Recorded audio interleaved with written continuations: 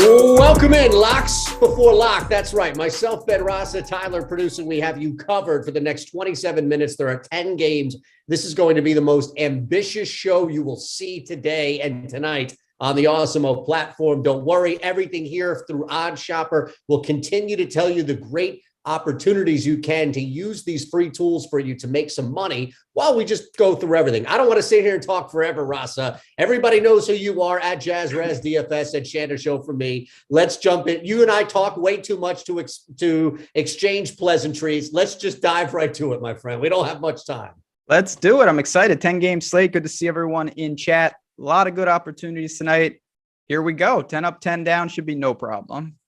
All right, why don't we begin then? And we'll go on our order here. At Orlando are the Minnesota Timberwolves, decent 7.5-point road favorite. Also, you got to love this total at 233. What jumps out for you here in this game? So Orlando's a team, even though they're god-awful, they actually have pretty consistent guys that show up on Odd Shopper as good values. One of them is shorting Jalen Suggs' assists, but I actually like going over potentially on some of the rebounding guys. Cole Anthony is a guy that we've gone over on that prop several times this year with some success. Over 4.5 boards at -105. You go over 15.5 points for him at -116. So despite this being not the best game, and I do lean Minnesota in the game, I'm going to look to the guards for the Magic, particularly Cole Anthony overs. Yeah, I love that. And if you can target Orlando sticking in this game, if you can target, the Magic hanging long enough, I think there's an opportunity to definitely take advantage of a couple of guys out there on the floor. From the Minnesota standpoint, for me, this is a guy who I've hit consistently in my world, the 3-point prop world that we love to just dabble in. Patrick Beverley, the books have somewhat caught up. You're going to be at -120, 125 or so, but still the amount of volume that you're going to see for this guy to go over 1.5 made threes. That's my big one here in this game. And another one, because it's moving up right now at +168. Look, you're going to be able to take some shots, some threes against Minnesota. They're not locked down, clamped down by any means. Mo Bamba has had a lot of opportunities that he's created as far as just volume itself. He's also shooting the ball pretty well, 47.4% this month. He's averaging just under 4 attempts. That's enough for him to go over, especially in this matchup here, to get me 2. So over 1.5 threes for Bamba is +168. Sign me up for both of those. I can get on board with that. As you mentioned, this is a game. There's a lot of different directions you can go. And we are getting some plus money on some of those Mo Bamba props. So again, first of 10 games, but not one I would completely write off from a betting standpoint. All right. And absolutely. If it's a side, a total, what have you, we're going to be all over it. Detroit's at Boston. This is a tough one here. Huge line. Although Detroit's been playing well, this is gigantic because Boston's been playing better. Something to keep an eye on, though, if you like unders or if you just want to stay away from this game entirely, that's a pretty low total. Huge line, low total usually means blowout by the team that's favored. Yeah, I kind of feel that way, too. And the spread does as well. I mean, Boston really strong at home, 23-11. The Pistons are 7-26 on the road. That's dangerously bad. Brutal. I'm going to go to Cade Cunningham under 19.5 points. It's a low total. We haven't projected around 17.5 points. So at -110, I can get on board there. There's a very real chance to me, him and all the starters are sitting on the bench late in this game and he doesn't get his full rotation because I think Boston throttles them. I'm not looking to lay 14.5, though. I'd rather just short him in the prop world. Yeah, I mean, if you're just going to look at the total itself and try to attack some unders, Odd Shopper, like nothing here for me, at least from a 3-point world. So I immediately try and go to Odd Shopper. And ironically, the one that pops up with the highest XROI for me here in PA is to go over Bagley's 3-pointers. Now, he's at a half at DK, but that's plus money at 120. I'm going to stay away from that. I think you mentioned Cunningham, right? Also there. I think you can attack some other guys. Look, Marcus Smart, I think looking at what he did recently, if you wanted to look at a couple of unders outside of Tatum and Brown on Boston, you try to find guys, under 13.5 points for Marcus Smart, I think is a good play. The ROI is not going to be tremendous there on Odd Shopper, but you still have a really good chance of winning that. So I'm going to look at guys outside of Tatum and Brown and try to fade them for a good return only because of just this expected blowout in the low total. Yeah, again, not the most competitive game, but from the prop standpoint, I think there are a couple solid spots. Anything else here you want to hit before we move? Nah. Bad game.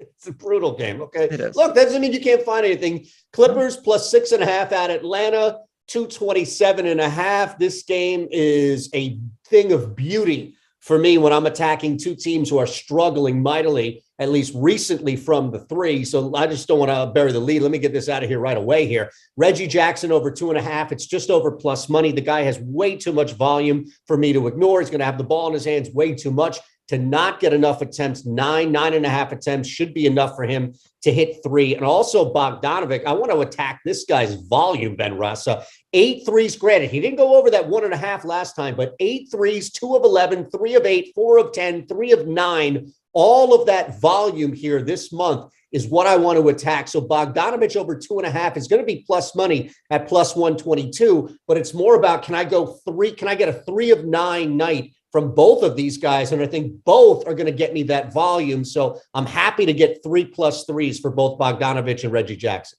So the thing I like about this game, I go to Odd Chopper and I sorted by XROI in the game. The top 11 props from this game, we all have as overs. So if you're building a same game parlay, it's a really good game to maybe take a couple guys as overs and hope the game gets really up tempo. Nicholas Batum stands out in particular. We lean over basically across the board with him. If you want to pair a couple of those up, you already mentioned Reggie Jackson. You've got Herder. You just have a lot of opportunities here. So I'm not going to hone in on one specific play, but I think so far, same game parlays, which are very popular, and we talk about them on the Odd Shopper channel all the time, you know, that YouTube channel. I think this is a good game to try one of those if you're looking for kind of a small bet to win potentially a lot. A lot of the overs here, check out. You read my mind, my friend. I think we're using Odd Shopper. You go to a spot here in this game, trying to figure out what you can get from an XROI standpoint. And with a guy like Batum, and look, I'd stay away from his threes just because it's heavily juiced at this point. Let it come down a little bit, but everything else, you have the opportunity to attack that and another guy. So the same game parlay here is to go over Batum's points at 8.5. And on top of that, parlay that with over Zubac's points at 10.5. Both have ridiculously strong returns here, as well as ROIs from Odd Shopper. You're combining both, and you're going to get a really solid return for them. Absolutely. All right. So let's keep it moving here. Dallas at Houston, 10.5 point line here. Dallas was embarrassed by the Knicks. Houston, just a tough one here at 225.5 to kind of target. But again, a heavy favorite on the road. Do you have any lean on this game before we hit player props? Spread feels about right to me. You mentioned the Knicks really handled the Mavericks. I expect them to play much better here. I do kind of lean to the over, though. You mentioned at 225.5. Going to be a battle of style. So Dallas plays very slow possession-wise, basically last right now in the league. Houston's just so bad defensively, though. The efficiency, I think, will make up for that. Opponent shooting percentage. The Rockets are last in the league, 30th, 48.3% allowed. I think that Dallas is going to dismantle them, even if the game isn't up-tempo. If it is up-tempo and Houston controls stylistically, I think this could be way over the total. So I have a couple outs in my book. I will go over 225.5 here.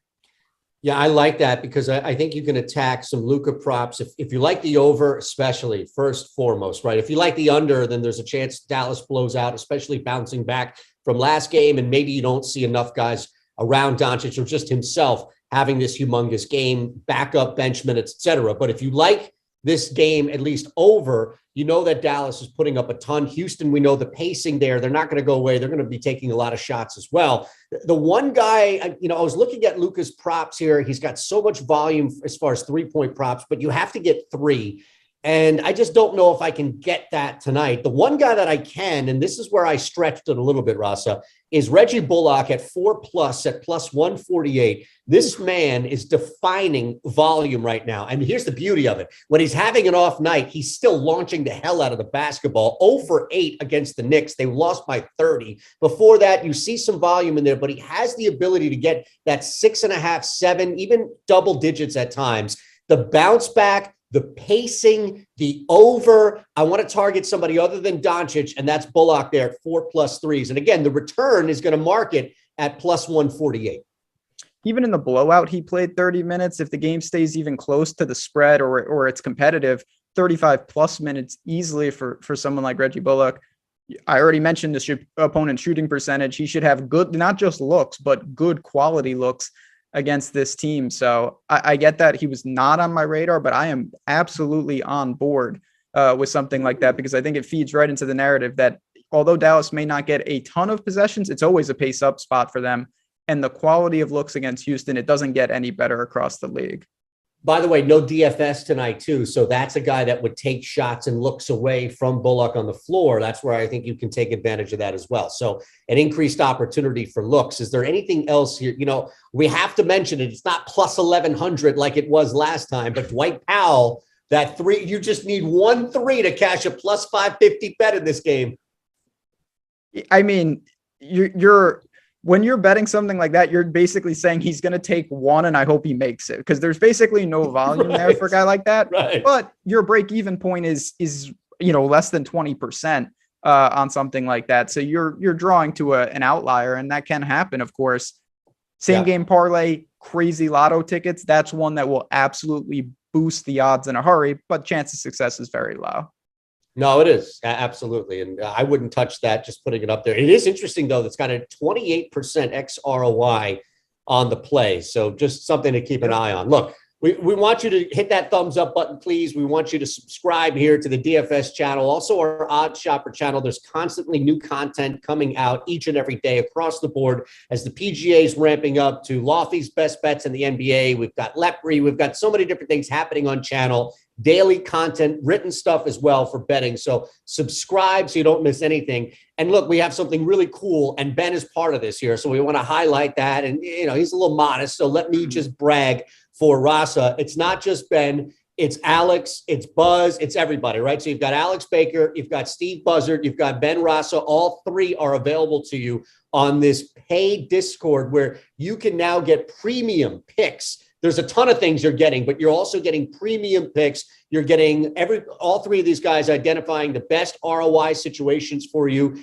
catered snapshot betting analysis, everything right there on the Discord until March 17th, where you can get a discount on this. So use our coupon, let me see those picks at checkout, and you'll get a full access package for only $15. And look, you want to get in now, because A, Ben is on fire when it comes to college basketball, and B, there's a pretty big tournament starting this Thursday, so you kind of want to get in ahead of it, right? Damn right. Yeah, can't wait for March Madness. Obviously, like I said, it's a new thing. We're really excited about it. We're going to be expanding. We're going to get you involved, Eytan. If you're new to betting and you want to try it out, what I always say with all our packages, just come on in for a week. Use the promo code, and if you say it's not for you, no harm, no foul. You gave it a shot. We hope you stay. We think you're going to like it. So we've got some great opportunities here. Alex and the team did a great job getting this package up. I'm super excited to be part of it. I love college basketball, love the NBA, picks every single day. All right, man. We've got a couple more games, 6 more games to get to here in the next, 14 minutes. So let's plow through. Knicks are a huge dog for a team that's won 3 straight games, all on the road, mind you. But they're in Memphis, 229.5, pretty decent right there. I actually like the Knicks to come out, and I had them in the Island game tonight covering the first half spread. I was tempted to go plus 230 and have them win, but this is not a Knicks team that I think is going to let down. This is not a Knicks team that is just, waiting kind of for the other foot to drop. They have some new sense of confidence. It's not going to last long, but they have this newfound confidence here. So I think they roll into this game with a lot of momentum and steal, or at least cover as a dog, that first half. So I think from the spread standpoint, I'll take the Knicks plus points to win the first half. Okay. I mean, listen, we alluded to that against the Mavericks. The Knicks, for a change, they kill my Julius Randle under because Tibbs won't pull the guys when they're up 50. But that's another complaint for another show. I think the Knicks are getting a healthy amount of points. Obviously, like everyone, I really respect Ja and this team. Memphis is a strong opponent, no doubt. But I think this line is a little heavy. You can compare the odds, one of the many things over at Odd Shopper. This is one of the few games I'm interested in a side, and it is the Knicks. I think you could hit them live if they start slow. You'll get this 11.5, 12 points pretty quickly if they do start slow. Or you could take them early and look to middle. There's a lot of things you can do. 229.5 feels right. Looked at the props, nothing for me here. Everything kind of checked out. I'm going to pass on the props here. A lean to the Knicks with the points. Wow, I am shocked that you didn't lead with a 5-star prop tonight of Brandon Clark over 1/2, just a half. Right in your wheelhouse. Come on, plus 1,100, Rasa. Put a unit on it. How many college games did you hit today? Put a unit on it, will you? You should have seen Cincinnati today. That was a tough one. I took a tough L before this, but no, we got some big college bets tonight. No doubt about it. And yes, if Brandon Clark happens to hit a 3, you will get paid 11 to 1 on that. Over time, that does return, the XRI on that is very healthy. You're not going to win that too often, but when you do, it pays for all sorts of the losses, and that's why there's value on something like that. There's an interesting matchup with Adams and Robinson. I don't know if you can target that. Mitchell Robinson bounced back after that bizarre game where he did have the double-double. Odd Shopper really likes him staying under his rebound total with that matchup on Adams. So I think you can target that as well. And look, I'm tempted to go back to Randall under points, but the one area that I think Memphis can really exploit here is obvious, of course, and that's Morant, especially with that weakened backcourt from a depth standpoint. So I'd go over Morant, even though it's high at 30.5, I'd go over Morant's points and under Robinson's rebounds. And that's really it for me in this one. Yeah, I mean, again, I'm not going to push back on that. As someone who may look to actually put the Knicks on the card, I don't really want to take an over that aggressive on the other side because it's not like they can't coexist, but it's not the best correlation. Certainly. That's why I took the first half. That's, again, you can work in and out of that. No problem. A lot of the peripherals are unders, and I think that does help if they don't hit. If he's not distributing as much, it could help the Knicks tonight. By the way, the Knicks are the best team over the last 3 defending the 3, and it's not even close. And I don't want to target Memphis either. They've pretty much been on season average, just a little bit below even season average. So no 3-point props for me on this one. Let's keep it moving. Again, thumbs up, please. Make sure you hit that if you haven't already. Subscribe, the DFS channel, the Odd Shopper channel. Cleveland is at Miami, 210. Cleveland is getting 7.5 on the road here, and Miami is just above the Knicks as far as defending the 3. So I want no part of any Cavs shooters, but Cleveland is pretty significantly high over their season average recently. So I'm going to target that, but why don't you begin, my friend? So I'm going to go to what you've been saying with these crazy guys making a half a 3. If I had to do one, Evan Mobley to me actually has a chance to make a 3. And you are getting 3 to 1 on that. We have him projected for a half a 3. And that is the line. So that's a straight toss up in our book. 3 to 1 on that. I think there's a real opportunity there. Again, you don't need to hit this 50% of the time, but he at least takes, more often than not, he's going to give you an attempt or two. And I think that Mobley, again, he can shoot the 3. You only need 1 at 3 to 1. Sign me up for that. So I fear that all of the good stuff, osmosis that and I've had the benefit of being able to just hit you up any time of the day or night and learn all of these great positive things. Right. Like all of these things I'm learning from you about betting lacrosse, about all taking advantage of value and using Odd Shopper and using Penny and everything here. I feel like there is somewhat of like this return where the negative influence is rubbing off on you. You would never put this pick out. Yeah, this is a pay it backwards situation. Thank you for this. But you know what? Odd Shopper, I absolutely look, and man, does this stand out from an ROI and a win percentage standpoint. And you mentioned the defense and all that. I think that's a much bigger concern when you need a real total. Like if a guy's over 2.5 threes, it's a lot harder against these. But 1 3, I'm looking for the attempt or 2, and I'll live with the result. You get that, I think you're creating value at 3 to 1. I love it. Only player prop that I was really targeting here, although Odd Shopper, I do think Bam's rebounds, under rebounds is a strong one that you should look at, especially with Odd Shopper backing it. You've got one of the best middle grounds of X win and X ROI in this game. So Bam's under rebounds, maybe it's just the front court there as far as Cleveland, but I think just looking at Bam, he's projected, and you get that free projection from Alex as well on Odd Shopper for 9.5. So you've got a pretty full board difference. And on top of that, Ben, you're only laying minus 105. So I think that's a strong play. For me, the one that I wanted to target, again, Cleveland has been pretty loose defending the 3 as of recent, significantly higher than their season average. So I'm going to go back to the well here, and I'm going to target Duncan Robinson. This guy has the ability to knock down multiple shots in a limited amount of time on the floor. It's somewhat of a narrow window you're working with. I understand that, but the volume we just saw him come off here if he's on the floor, Butler aside, if Robinson's on the floor against a team that you can attack from three, Spoelstra's a smart coach. He's going to be out there. They're going to use him. And especially early on, this guy would get 2 threes in the first 4 or 5 minutes of the game, 4+ for Duncan Robinson, plus 205. That's my lock it up play for this game. All right. That's a good one. Aggressive, but a good one. I get it. And there's the return there. Yep. Now, normally this would be like a 3-point party. This is like my dream matchup here with CJ McCollum and Terry Rozier just going back and forth. No CJ, no Ingram. So we can target a couple of other guys. Charlotte minus 2.5 on the road. On the surface, and I know no Brandon Ingram, but on the surface, I would think that, or pardon me, as far as no McCollum, I would think Charlotte would be a pretty heavier favorite on the road. Anything there that jumps out at you? Yeah, I don't really understand this, and this is why you need to shop. You can find the Hornets minus 2.5. You can also find the Pelicans plus 3.5 at different books. So like there's a big range right now. The books are not in line. So for there, I mean, you could just bet both and hope it lands on 3. It's a little too thin for a middle. You're probably giving up equity, but regardless of, or expected value, I should say, the Hornets, this just seems trappy. Like no Ingram, no McCollum. Yeah. I do lean to the Hornets, but this is a situation I'm going to save some time in the show and just say, I'm going to keep an eye on the game and look live. I have a feeling that this is going to be an ebb and flow type game. If the Hornets start slow, I will jump on them. I think that obviously the Pelicans, without their guys, you could short Joval inside. We like the under on his props, but I'm just going to say, keep an eye on this one and be ready to fire live, particularly on the Hornets.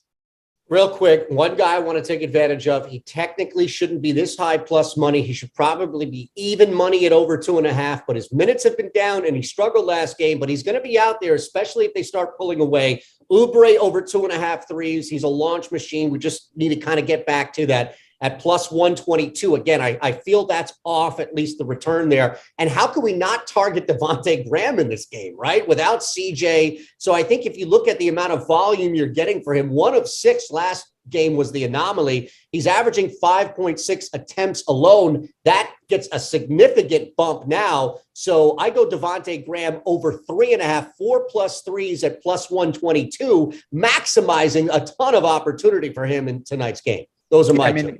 Again, there's missing pieces. There's going to be usage on the DFS side. And of course, the guys coming up right after us have you covered with all of that. This will be a hot topic. From the betting standpoint, I'm not as high on it, though. Utah at San Antonio. It's 229, which is a little higher than I thought it would be.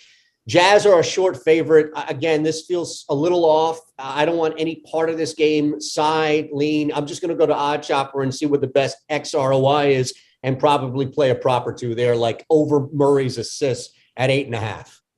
Yeah, anything like that. Murray's always a popular guy. Rudy Gobert over 1.5 blocks at minus 133. We haven't projected north of 2. The Jazz just played the Blazers. None of those guys got even remotely close rotations because they were up 40 points at halftime. This will be much more competitive. If Gobert's out there, he'll have ample opportunities for blocks inside. I kind of like that one. I'm going to go over on Gobert's blocks. I don't bet a lot of block props, but that's one I'm comfortable with.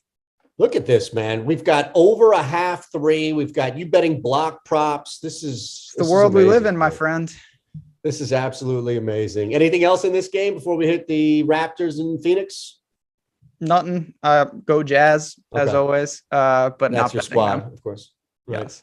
Toronto getting 5 on the road here at Phoenix. I'm inclined to just lay the 5. It's under 6 points. I'm inclined to just kind of lay that with Phoenix, what Ayton's been doing recently. 222.5, a little low for his Suns game, but I'm okay with that, just staying away and just laying the 5 here from a team side. I mean, credit to Phoenix. I thought that, with everything going on, not that they were going to give up the number 1 seed, but it'd be a lot tighter.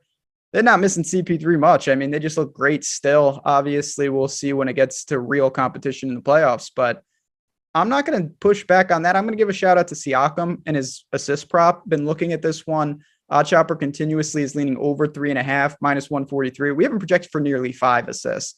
So in a competitive game like this, I'm okay with going Siakam here, adding that to the card.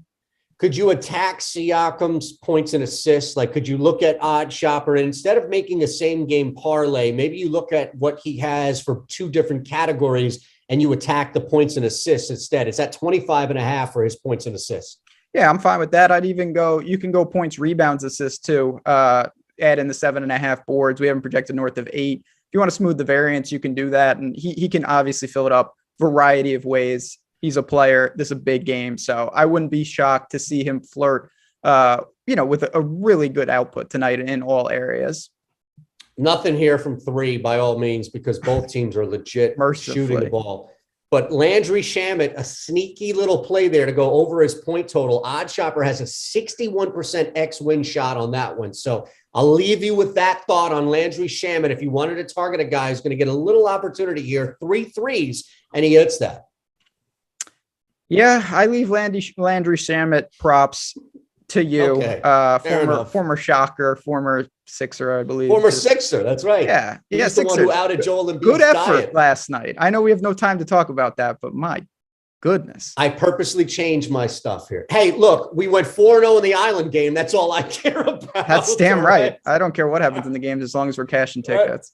Win or lose, just cover the spread. All right, my friend, last game, we made it. I can't believe it. 10 games, and, well, we'll see. We're going to go over a little bit here, but Washington getting the 4 at LA. I am targeting everybody that I can shooting the 3. So let me just throw this out here, and then you can clean up my mess. KCP over 2.5 threes. Target this man's volume, please. You're going to get that at plus 124. He took 7, 9, 6, 4 before that. He's averaging 6.5 attempts. That's enough for him to go over this total tonight at 2.5 at plus 124. And I was kind of going back and forth on it, but you know what? I'm going to do it. I pulled the trigger. It's minus 106. I'm okay with that. LeBron James, you can attack Washington from 3. LeBron James, 3+ threes at minus 106. End the show with however you like. Bring us back to reality. No, I mean, this is obviously the Lakers don't play any defense, and the way it's going, LeBron's just going to have to outscore teams single-handedly again, just like old times. So I have no problem with that. I'm going to end the show kind of how I almost started it with one of the first games. Another good same-game parlay game. Throw up 2 or 3 of these guys and the over and something like that. Hope the game gets very out of control. I could see that. I'm not touching a side. We, of course, need confirmation on who's in and who's out, but barring something unforeseen, this game is not going to be on my card from a side or a total. All right, man. I always appreciate it, much like everybody else does. The 10-leg same game parlay plus. Bamba over 1.5, Beverly over 1.5, Jackson over 2.5, Bogdanovic over 2.5, Oubre over 2.5, Graham over 3.5, KCP over 2.5, and then 3+ for LeBron, 4+ for Duncan. Yeah, it should be done. Easy game. It'll be if you hit that, we'll all be working for you come Monday on this show. What? So $9 to win 23,000. What world that do you seems live in? profitable. I can barely buy dinner. Well, that's a tough scene. Inflation. What can we say? But I hope you hit that, man. And everyone, like I said, it's been an awesome time here. 10 up, 10 down. Good luck tonight. Anything else, my friend? Greg. No, I was just going to say, Lofty and Greg are coming up right now. So it's the Deeper Dive live before lock. We have you covered at JazzRaz DFS at Shander Show. Thanks to Tyler. Thumbs up, OddsShopper. You know the deal. We'll see you soon.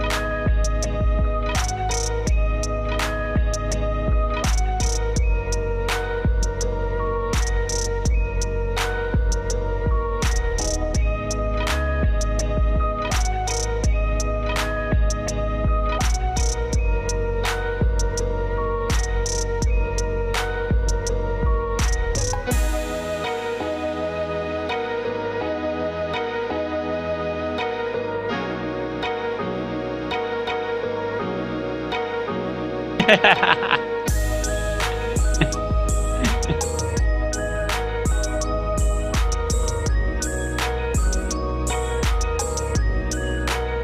a nice little jam you got there. Okay. Yo, what's going on, everybody? Welcome to the Awesemo.com NBA Deeper Dive, presented by Yahoo Daily Fantasy Sports. I'm Dave Loughran at Lofty_D on the Twitters, and with me, this is exciting, more so for him and not me. And I don't say this as a slight. I say this because this man usually is doing an hour and a half up till 7:30 Eastern time every night, and he must feel good about this. Greg Ehrenberg at Ehrenberg DFS on Twitter. What's up, bro? Yeah, it's not common that I have somewhat early Friday or Saturday night. Not tomorrow, because tomorrow's a late slate. I'm going to be doing Live Before Lock with Matt Lamarck tomorrow night, so I am going to be doing that show until like 8:30 or something tomorrow. But for today, I get like a little bit of a night, which is going to be nice. So talk some basketball with you, and then I'm going to be going to the movies also. So good weekend ahead of me. Yeah, man, you're going to see Batman, huh? So I'm going to see Batman, and per Lofty, and I'm going to take him at his word, he's never seen a comic book or any sort of superhero movie. Well, he said he saw Punisher, but other than that, no Marvel movies, no DC, nothing. I've told the audience this before, I think. Yeah, I'm sure if you name one, I'd be like, oh, yeah, I think I've seen that. But if you consider the Joker one, then I did. But that was none of the X-Men movies? Never. No, not. Name one. I mean, I haven't seen it. I maybe I should. Maybe I should just get into it. But Michael Roundtree said, Lofty, Hell or High Water's crazy. Thanks for the recommendation. I told you, man. That movie, you want to talk about a sick movie? That movie is sick. I'm telling you, check it out. And then hit me up afterwards to thank me. Anyway, man, we got 10 games. Usually we got an hour and 15 for this, but I don't know. Looks like we got an hour today, which is fine. And then coming up after us, it's Eric and Gundacker. How about that, man? Fill big shoes to fill, big Greg Ehrenberg shoes to fill on the Live Before Lock. So I think he can get it done now. And then, and speaking of big, I don't know where this thing has started, but all of a sudden there's all kinds of crazy rumors about me in the YouTube chat, which are flattering. Which one? Greg the third leg? Yeah, I mean, I was going to say big shoes. It's you never turn that. You never deny that. You say, never. When I ski, I make 3 marks. Right? You just got to play it up. Yeah, I don't even need the poles to stay upright. No, exactly. Yeah, the human tripod. All right. Anyway, we got a lot to get into. 10 games. Appreciate you guys being with us. Hit that thumbs up. We got over 1,000 watching. So let's get to 200 likes right here. I mean, we got 50 to go. I think we can absolutely make that happen. 50 likes. If you forgot when you jumped in, it's fine. Atone for your sins, and we forgive you. And if you like this stuff and you want to see more of it, subscribe to the channel. You want to become a member, get those badges, hit that down below, the join now, get the free super chats each month, the custom emojis, those sweet badges, get priority questions, comments, all that with our Discord. And Greg, we talked about this the other day on one of our calls. We're going to be doing a March Madness bracket. It's actually Tyler Zander coming up with this, with a lot of great ideas, producing today's show, where all of our YouTube members will get in on that with some pretty sick prizes coming out at the end. Yeah, a little more utility to them, the roadmap, if you will, to our membership. Yeah, and this ain't no rug pull NFT. I'm not saying all NFTs are, obviously. I love it. Just most of them. Just a lot of them. All right, let's kick it off with Minnesota and Orlando. And is it fair to say that even though we only have an hour, some of these teams are just not going to have to spend a lot of time on? Yeah, for sure. Especially because as we work through, there's a couple of teams that have so much value on them that it just makes it so that that's where the exposure is going to be. And then just not much need to target a lot of other teams who are just kind of fair pricing. This is nice too. We got an ownership update 15 minutes ago. Okay. That's solid. Let's kick it off with Minnesota and the Minnesota and the Orlando Magic, 233 total. So Minnesota's laying 8. They've had some real easy matchups lately. This one, another big favorite on the road. Are you assuming that everyone who's questionable is in right now? It's so weird because the Minnesota injury reports, it's every day now. They put out like it's a biography when you look at their injury report. It's and Bill today, Belichick style. It's crazy. So Beverly's back. Edwards is questionable again. So Edwards is dealing with a wonky knee. He missed a bunch of time, came back last game, did look better, but he finds himself back on the injury report as questionable. It's an easy matchup against Orlando, so maybe they just decide to hold him out. D'Angelo Russell isn't on the injury report anymore. But in addition to Anthony Edwards, Jared Vanderbilt is questionable. Taurean Prince is questionable. Jordan McLaughlin is questionable. I guess these guys are more likely to play than sit, because that does seem to be how we've seen the Timberwolves approach their injury report, is just anybody that's any kind of nicked up, they'll list these guys as questionable. But I'm not really sure, because Edwards has missed so much time. As is, if all these guys play, it's just kind of fair pricing. I don't think there's too much to see, although Edwards remains underpriced on FanDuel, but at least his DraftKings price is fair. But if he is out, D'Angelo Russell looks a little bit better. Karl Anthony Towns looks a little bit better. But once again, these guys, it's hard to make them really high priority plays because of how much value there is on this slate, where it's going to be a spot that makes sense to go stars and scrubs. And I think there's guys I'm going to prefer paying up to Karl Anthony Towns, most notably Luka Doncic. So I don't think this is going to be a priority team, especially if everybody's in. Then it would just be some looks at Edwards on FanDuel. Beyond that, though, maybe if, like Vanderbilt, Taurean Prince, and McLaughlin are all out, then we could say there's extra playing time. Rick Daniels, but he's been priced up at this point. We're going to need more information, though, and hopefully the guys will have it on live before lock. Yeah, it feels like Vanderbilt's the one guy that could be like a legitimate absence tonight. But you're right. Even if it's just him out, it doesn't do enough on a 10-game slate. So Orlando, though, on the other side of this one, they've been dealing with some absences. Jalen Suggs had been out. You had Markelle Fultz back, and he's sitting on back-to-backs, but no real concerns here with anybody, which means that there's probably going to be a pretty deep rotation. Not to say that all these guys are going to get big minutes off the bench, but it's hard to prioritize a team like Orlando when they're actually healthy and they've gotten Fultz back, right? Like everyone's back. So at first glance, I look at the $5,200 price tag on Jalen Suggs on DraftKings, and I think, oh, okay, there's upside in that salary. But then you look at him last game with players back, and he played 19 and a half minutes, and that was a competitive game. That was a game that was 108-102, so it was only a 6-point game. Still plays sub 20 minutes in that game. For that reason, it's so difficult to project the minutes in the backcourt because Cole Anthony's getting playing time. Jalen Suggs is getting playing time. Markelle Fultz now, RJ Hampton, Terrence Ross, and Gary Harris are each playing, in the neighborhood of like 12 to 14 minutes each. So as a result, I think you can make a case that there's some upside in these individual guys, but it's nothing I really want to invest in because there's so much more reliable and strong value options on the slate, where I have guys that are projected similarly to Jalen Suggs, but are $1,500 less expensive than the front court. There's Wendell Carter Jr., Mo Bamba. Wendell Carter Jr. is priced up at this point. As for Mo Bamba, his minutes have also been all over the place. So he's a really good points per minute fantasy producer, but Mo Wagner started to cut into some of his playing time. As a result, the last 3 games from Mo Bamba, 21 minutes, 22 minutes, and 20 minutes. This team is out of the playoff mix. They have a lot of young players, and they're not sure which guys are going to be part of the future, especially that congested backcourt. And I think we're looking at a situation where this team is just saying, hey, let's give everybody some playing time so everybody gets some run and we can kind of evaluate what we want to do with guys for the future. As a result, it's just really hard to find fantasy upside in this team when everybody's healthy. On to the Detroit Pistons, 14.5-point dogs then against Boston. Like I said, we're going to have to rip through some of these games to make sure we can get you guys all the information you need. You got live before lock too, but 14.5-point dogs. This is a Detroit team that's playing well lately. Surprisingly, they went on a 6-2 run. They dropped last game, but they haven't lost the game by double digits in over a month, which is pretty incredible. They faced Boston 3 times in the past 5 weeks too. So the 4 times they face them this season will be within a 5-week span, Greg. They got 1 win. Of course, Boston was shorthanded in that one. And then the other 2, they lost by 9 points each. Not to say that's all that important. They are still huge dogs here. But you have no Isaiah Stewart. Marvin Bagley let a lot of people down last week. Him and Kelly Olynyk are essentially just splitting these minutes. Not splitting these minutes, but they're soaking up all of the center minutes. Is Bagley at a price point, though, where you go, all right, he was great at 4,200 or whatever he was, but now there's a lot of volatility there getting up in that mid 5K range?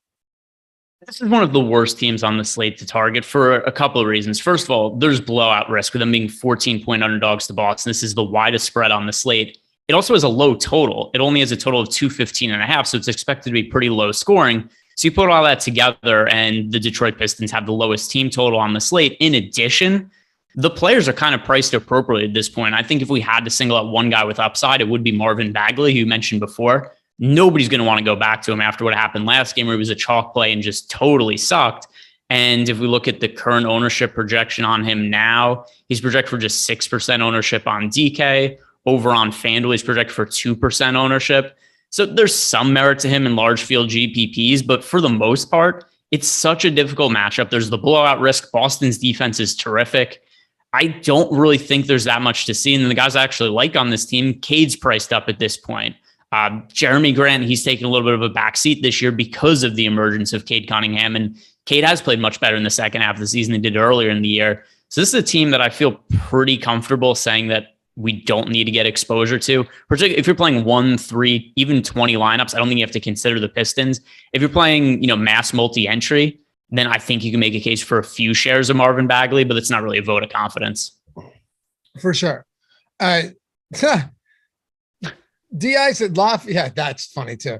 Laffy's always so condescending towards the Pistons.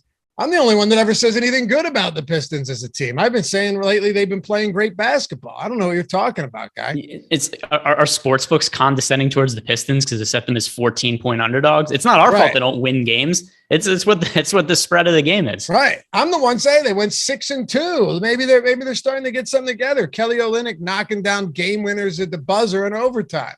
Yeah, let me check this. Let me check the standings. Maybe we've made a mistake. Maybe the Pistons near the top of the East, and all right. So I'm looking. I'm scrolling. I don't see them anywhere yet. I'm scrolling. Pretty far down. 14. I found them. All right. So so they have a 1.5 game lead over Orlando for the worst record in the Eastern Conference. Are the standings being disrespectful for the Pistons also? They're not any good this year. They could be good in the future. They're going to have some high draft picks for a while. Cade looks like he's going to become a good player, but as of right now, they're not winning games. No, they're not. And maybe soon they will. Boston is winning games, though. You talk about a team that's just playing really well right now. It's the Boston Celtics. But at the same time, there is one thing with these 10-game slates, Greg. It's like when everyone's healthy on a team, it's a lot more difficult to get to a lot of them. Top-tier players, not always the case, but you have Jason Tatum, Jaylen Brown, all of these guys that I'll say they're accurately priced at this point, and it's a good spot. There's no doubt about that. It's a good matchup. Al Horford's pulling about 11% because he's been playing big minutes lately consistently. But I think this game, Horford's fine. I don't have an issue with Horford, but it does feel like it's pretty tough to get to like a Jason Tatum or a Jaylen Brown tonight, at least on DraftKings. Yeah, I mean, we've got Tatum is 10.5 on DK, 10.4 on FanDuel. And then Jaylen Brown is 7,300 on FanDuel, which I do think that's a playable price point. 82 on DK, just kind of fair. But Jaylen Brown, I do think is a little hard to ignore when he's priced all the way down at 7,300 on FanDuel. I'm actually not really sure why he's become so inexpensive over on FanDuel. And his last game wasn't good, but I mean, he played fine the game before, just didn't make his shots last game. But he had a 27% usage rate the game before that. He scored over 40 fantasy points. Then he missed some time with an injury. So I guess maybe that's the reason why he left one game early with an injury, then missed a game, and the pricing algorithm just kind of overcorrected for that. But I do think $7,300 for Jaylen Brown, even though this is a team in Boston that isn't dealing with any kind of injuries, and that's generally what we're focusing on for slates of this size, that's just an incorrect price for Jaylen Brown. I have him project for over 40 fantasy points. Is there anybody else for Boston? Not like, obviously, if you have the space to spend up for Jason Tatum, that's never an issue in lineups, but I have other guys on the high end that I'm prioritizing. And once again, whenever I'm spending up for anybody today, it's going to be in relation to how do they stack up against Luka Doncic. And I have Luka project for way more fantasy points than Jason Tatum. There's a lot of value on the slate. So for me, the priority is going to be, we're going to talk about the Pelicans and the Pelicans value plays, and then pay up for Luka Doncic. And Tatum is not quite on that level. So Tatum is a little bit under 10% owned on DK and FanDuel, and I think it's about appropriate. So the Clippers are on the road on the East Coast, 229.5 total. They're 6-point dogs against Atlanta. This is interesting. Something Josh and I got kind of into the weeds with a little bit today on the strategy show. You saw Tyronn Lue go with an 8-man rotation last time out, and Robert Covington sidelined again with the personal issue. Lou is really unpredictable with his closing rotations, because if he has a bench that comes back, he'll just, like if they start making inroads when they're down and they start playing well, he'll just leave them out there, save for like Reggie Jackson, But how much of this can we read into right now? 8-man rotation, Covington's out. Nicholas Batum played almost 34 minutes last game. If they go with an 8-man rotation, it's nice. But at the same time, there's also the fact that it's not your normal 8-man rotation, Greg, where you got like all your starters playing 38 minutes. It's an 8-man rotation where you've got 3 guys off the bench also playing 25 plus minutes, some of them into the 30s. I like Batum in this spot. The matchup against the Hawks is not particularly daunting. The total is fairly high in this game, 226 total. And like you said, they played a shortened rotation. Batum played big minutes. He is also a starter for them, which makes me feel a little bit better about his playing time. I know there's been some times where we've kind of been rugged on playing time for Nick Batum. But if you look at his last couple of games now, last time, like you said, 33 and a half minutes. He played 27 the game before that, but that game was also a blowout where he didn't really have to play in the fourth quarter. And he was probably on pace to play over 30 minutes in that spot as well. So now I think we have to start to look into what's the possible reason for why the Clippers are playing their core guys more minutes. And the reason is because we're getting towards the end of the season and the Clippers are starting to struggle a little bit. And it's been really impressive what Lou has done with this team to this point, because without Paul George, without Kawhi Leonard, and also they traded for Norman Powell to try to bolster his team at the deadline, and almost immediately he ended up breaking his foot, and now he's out for the rest of the season. I mean, I don't think too many of us thought the Clippers were going to be maybe a playoff team, but not like a solid lock to be a playoff team, but they've really stayed afloat and played well, but they have fallen off a little bit now over the last few weeks. And now as a result, I think they're just trying to tighten the rotation, be like, hey, let's try to trim the fat. Let's try to focus on getting extended minutes to our best players. And the pricing algorithm hasn't quite corrected for some of this. So I do view Nick Batum as a pretty solid value option. He's one of the better value plays on this slate outside of the New Orleans Pelicans guys. Luke Kennard also is viable, but more of a large field GPP play. I feel better about Batum's minutes than Kennard just because Batum starts. And to be fair, they've stayed afloat, and you got to credit them, but they've stayed afloat because of their defense, right? Like they have a bottom 5 offensive rating in the league this year. Their defense has been very good. They've been able to limit threes. They're good, but they also can get involved in some pretty ugly games. And this is against an Atlanta team that, like, okay, what I'm saying is if he does extend the rotation, then you could be in some trouble. Let me put it to you this way, or let me ask you this way to put a bow on the Clippers. Let's say we do get a condensed rotation like we did last time out. It's a close game. Outside of Batum, is there anyone you really like or at least are willing to get some exposure to? Which guys would they be? I mean, Luke Kennard at sub 1% ownership, just because I do see the opportunity for him to play bigger minutes. He played 31 minutes last game. And that's not to say that he's one of my favorite value plays on the slate, but in the build that I ran before we started the show, and it's still pending some injury news, I got to nearly 10% Luke Kennard, which when you consider that he's sub 1% owned, that's like 20x the field if you have him at 8 or 9% right now. So I do think that Luke Kennard at low ownership is warranted. And then, yeah, Batum still being the primary option here. Reggie Jackson just been priced up to a point where he's appropriate on DK, a little more playable at 7,500 on FanDuel though. I want to go back for 1 second because our boy Arcatel has said, Greg, do you realize almost the whole Pistons bench is out? We can touch on this. Stewart's out as a starter, but Diallo, Killian Hayes, Frank Jackson, who's just always out, and then guys like Rodney Magruder. So the question would be, all right, if that's the case, and you're looking at this team as someone that really, or guys that could really benefit without them, who really benefits without these guys? Like Corey Joseph, you know what I mean? I don't know how many, I don't know if there's a big enough bump there for anyone that's fantasy viable. The issue also is then there's just guys off the bench that are going to enter the rotation that wouldn't normally be in it. So Saben Lee, he's probably going to play 20 minutes or so. That's what I have him projected for. Then we've got Isaiah Livers. He's going to come off the bench and play around 20 minutes. Luka Garza is going to play some backup center minutes. As a result, it's not like what's the difference? If we're giving minutes to Saben Lee as opposed to Killian Hayes, does it matter? I don't think it does. It's as far as I'm concerned, it's the same type of player. We've changed the name, but all these guys are kind of garbage. Apologies to our Pistons friend who thinks they're one of the better teams in the NBA. Careful apparently. there, pal. But for the, we're swapping out Killian Hayes and Isaiah Stewart for Saban Lee and Marvin Bagley. It's kind of more of the same, in my opinion. I don't think it changes how we view this Pistons team. Like, I think whatever you thought about Isaiah Stewart before he got hurt is probably we should think about Marvin Bagley now. And whatever you think about guys like Saban Lee or Corey Joseph, it should probably be whatever you thought of Killian Hayes before. What do you make of the Hawks tonight? Yeah, so like you said, the Hawks do have a fairly difficult matchup against the Clippers just because the Clippers have played good defense this year, and it's how they've kept themselves afloat despite missing all their star players for a little bit. But there is something, one thing particular of interest to me here, and that's John Collins, because he's been priced down pretty significantly, and it doesn't look like we have to worry about any kind of minutes restriction for him. He's $6,200 over on FanDuel. He's $5,900 over on DraftKings. Also not really picking up any kind of ownership. He's currently projected for 1% ownership on FanDuel. On DraftKings, Collins is projected for 2% ownership.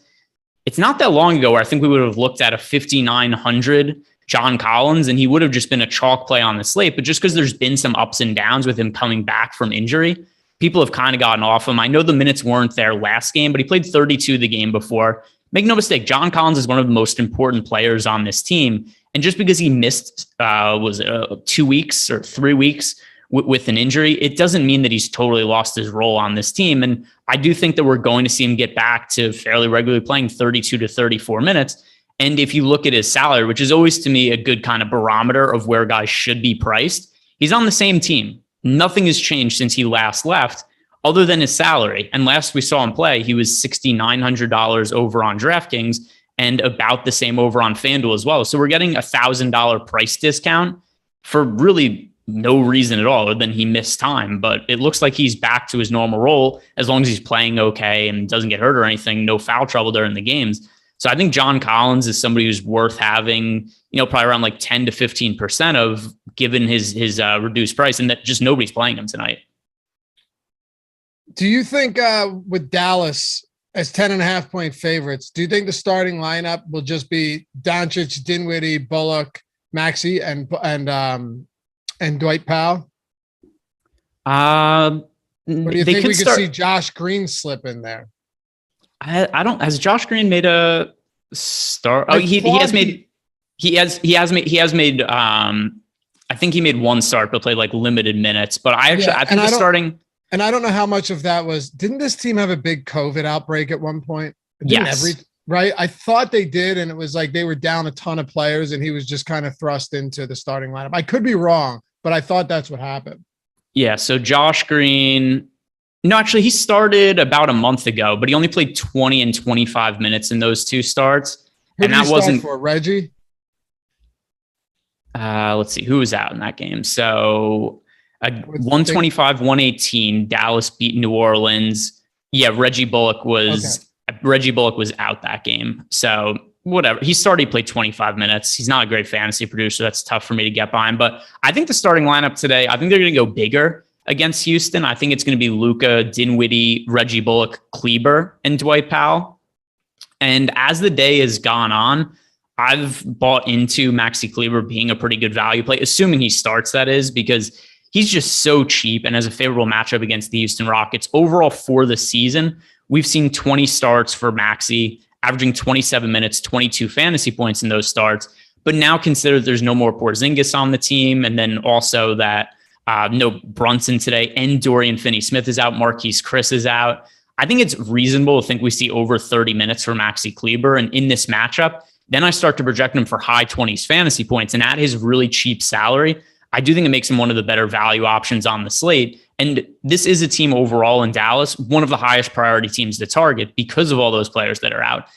Like I mentioned before, no Brunson, no Dorian Finney-Smith, no Theo Pinson, Marquise Chris, Tim Hardaway Jr., and then Kristaps Porzingis being traded at the deadline. So I think Luka's the top pay-up option on the slate. I think Dinwiddie moving into the starting lineup in all likelihood, that makes him a really good points per dollar play in the mid-range. Kleber's a really good cheap play. This is a team I'm going to be getting a lot of exposure to.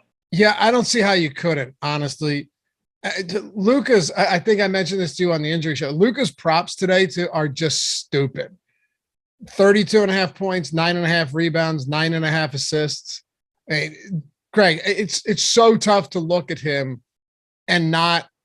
Okay, so if this game stays close, and we've seen wilder things happen, right? Houston just took Utah to overtime. The Lakers are bad, but Houston was a 7.5-point home dog. They ended up smoking them in that overtime period.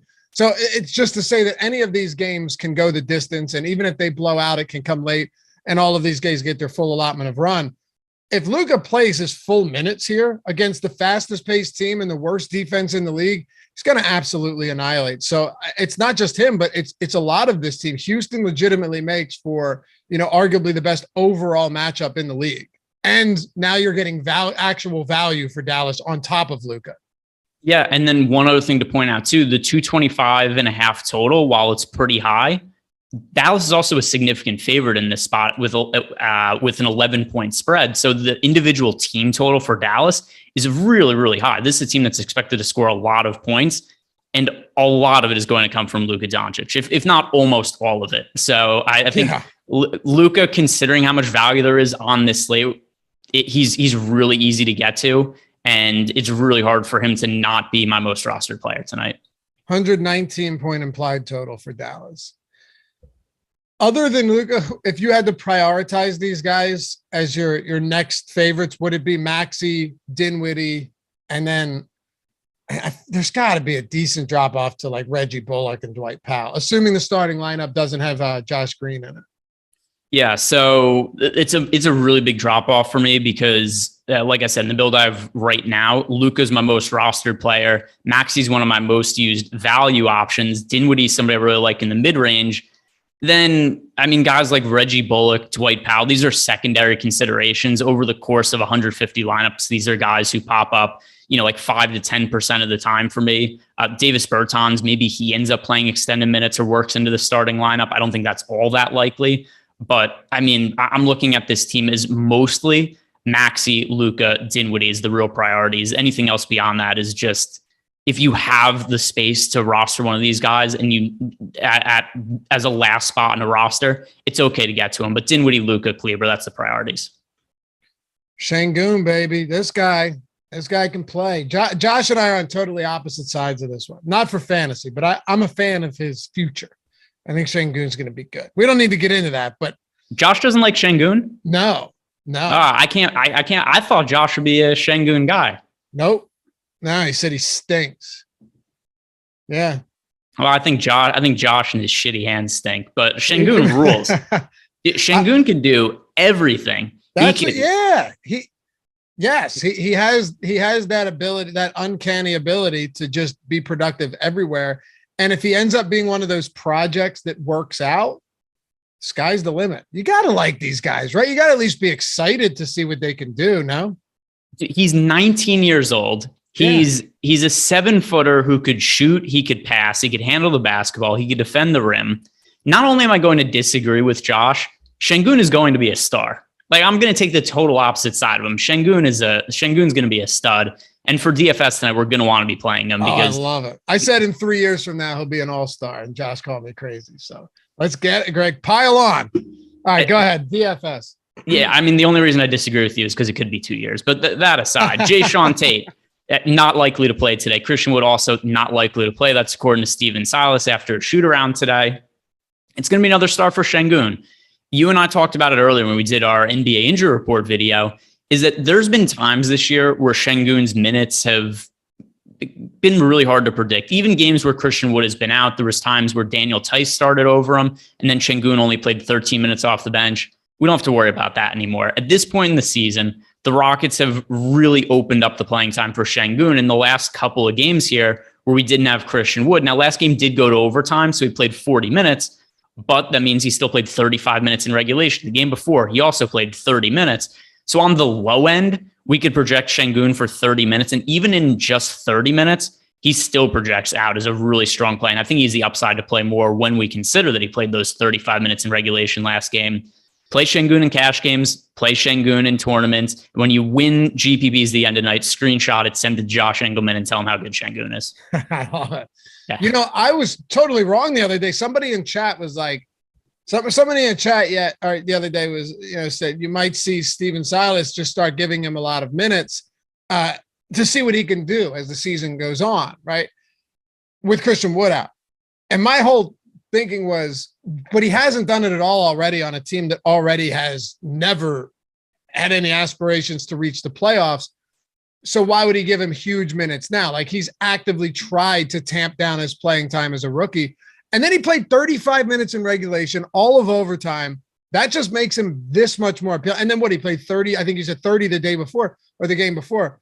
That makes me look at his price and go, okay, I'm not nearly as hesitant to pay $6,200 for him as I would have been if he was only getting 26 to 28 minutes. Because I don't think it's reasonable to project him for 35, Greg, but he could play another 32, 34 tonight. And you say, okay, well, you're getting where you need to go with Şengün. So, yeah. And I mean, the other thing, go ahead. Just one other thing to add too is we've seen at times the Rockets play small ball with Jae'Sean Tate at center. That's not an option. Because he's out, and the big men they have available, it's Şengün, and then, I mean, we could consider Kenyon Martin Jr. a big man, but not really. They have Bruno Fernando off the bench, but I mean, he's not a big player for them or anything that they've really given any kind of minutes to in the rotation that matters. So Şengün's not competing with anybody for minutes in the front court. That's the other reason it's easy to project him for 30 plus. Do you like anybody else for Houston outside of Şengün? Yeah, Kenyon Martin Jr., who I also expect probably either draws a start or at least plays extended minutes with Jae'Sean Tate out. I think he's also a pretty good value play. If you're looking to dive really deep, Eric Gordon last game, the production wasn't there, but he played 38 minutes. And if we're going to be getting over 30 minutes of Eric Gordon at a really cheap price and also not that much ownership, I think he's worth looking at in tournaments. Eric Gordon right now projected for 2% ownership over on DraftKings. On FanDuel at 3,900, he's projected for 3% ownership. It looks like with all these guys out, we're going to be getting 30 plus minutes out of Eric Gordon. Again, also keep in mind, Dennis Schroeder is questionable. If he's out, that also really shores up Eric Gordon's minutes.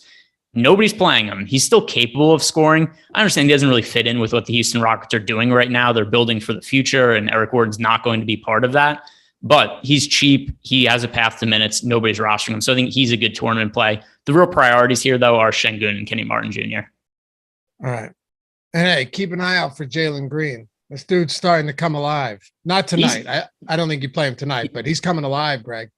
So one final thought on him. You know what he's starting to remind me of? Do you remember how bad Trae Young was the first half of his rookie season? He was miserable. Awful. And then all of a sudden, the second half of the year, he turned it on and he started to become what he is now. I think that's kind of what we're seeing from Jalen Green right here. And I think that Jalen Green and Şengün, I think that's a really good start to building a team that the Rockets have. For sure. I said this morning, I was like, they got a long way to go, but this team is going to be fun pretty soon. Like, they're going to be fun to watch. He reminds me, Anthony Edwards last year, first part of that season was horrible. And then he turned it on in a huge way. Remember, people were talking about MVP conversations for Anthony Edwards, or not MVP, I'm sorry, Rookie of the Year, because of how good the second half of his season was. And just, or was that 2 years ago?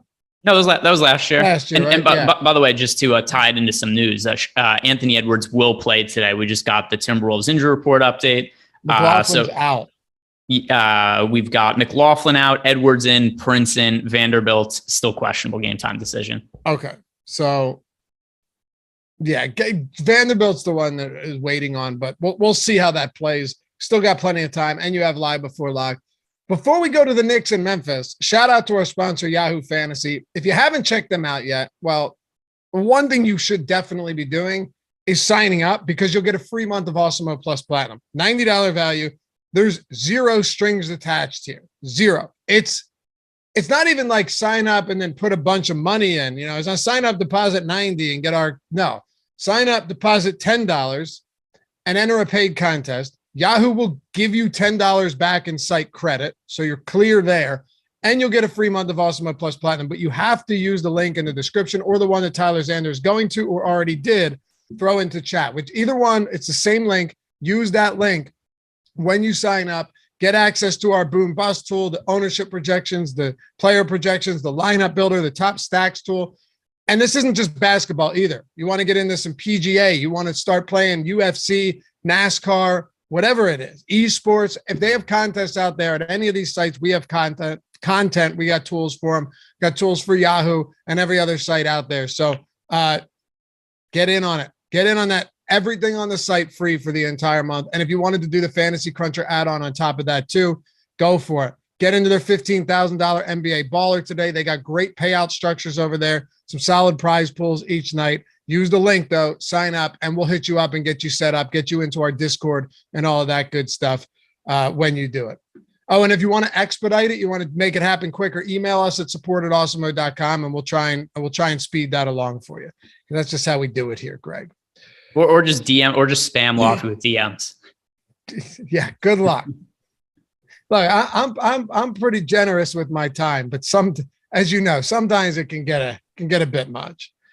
All right, New York Knicks, Memphis.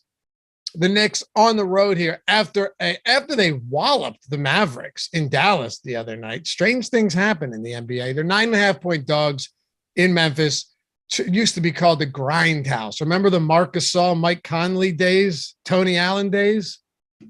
Yeah, those are days of the past. It is Ja Morant time now, and the good news is, at least as we've gone through, a lot of value situations, this is not one of them. From the New York Knicks standpoint and the Memphis Grizzlies, there is not very much in terms of pricing value. With there being enough value on the slate, never an issue paying up for Ja Morant. On the Knicks side of the game, Mitchell Robinson is $4,900 on DK, $67 on FanDuel. Big price discrepancy. He's worth a look on DraftKings as, an upside GPP play in a matchup against Steven Adams, where I assume the Knicks are probably going to want to play Mitchell Robinson a couple extra minutes if he's able to stay out of foul issues. In addition, Nerlens Noel is out. Obi Toppin is questionable, so that also means potential for more minutes for Mitchell Robinson. So the $4,900 price tag on him is too cheap on DK.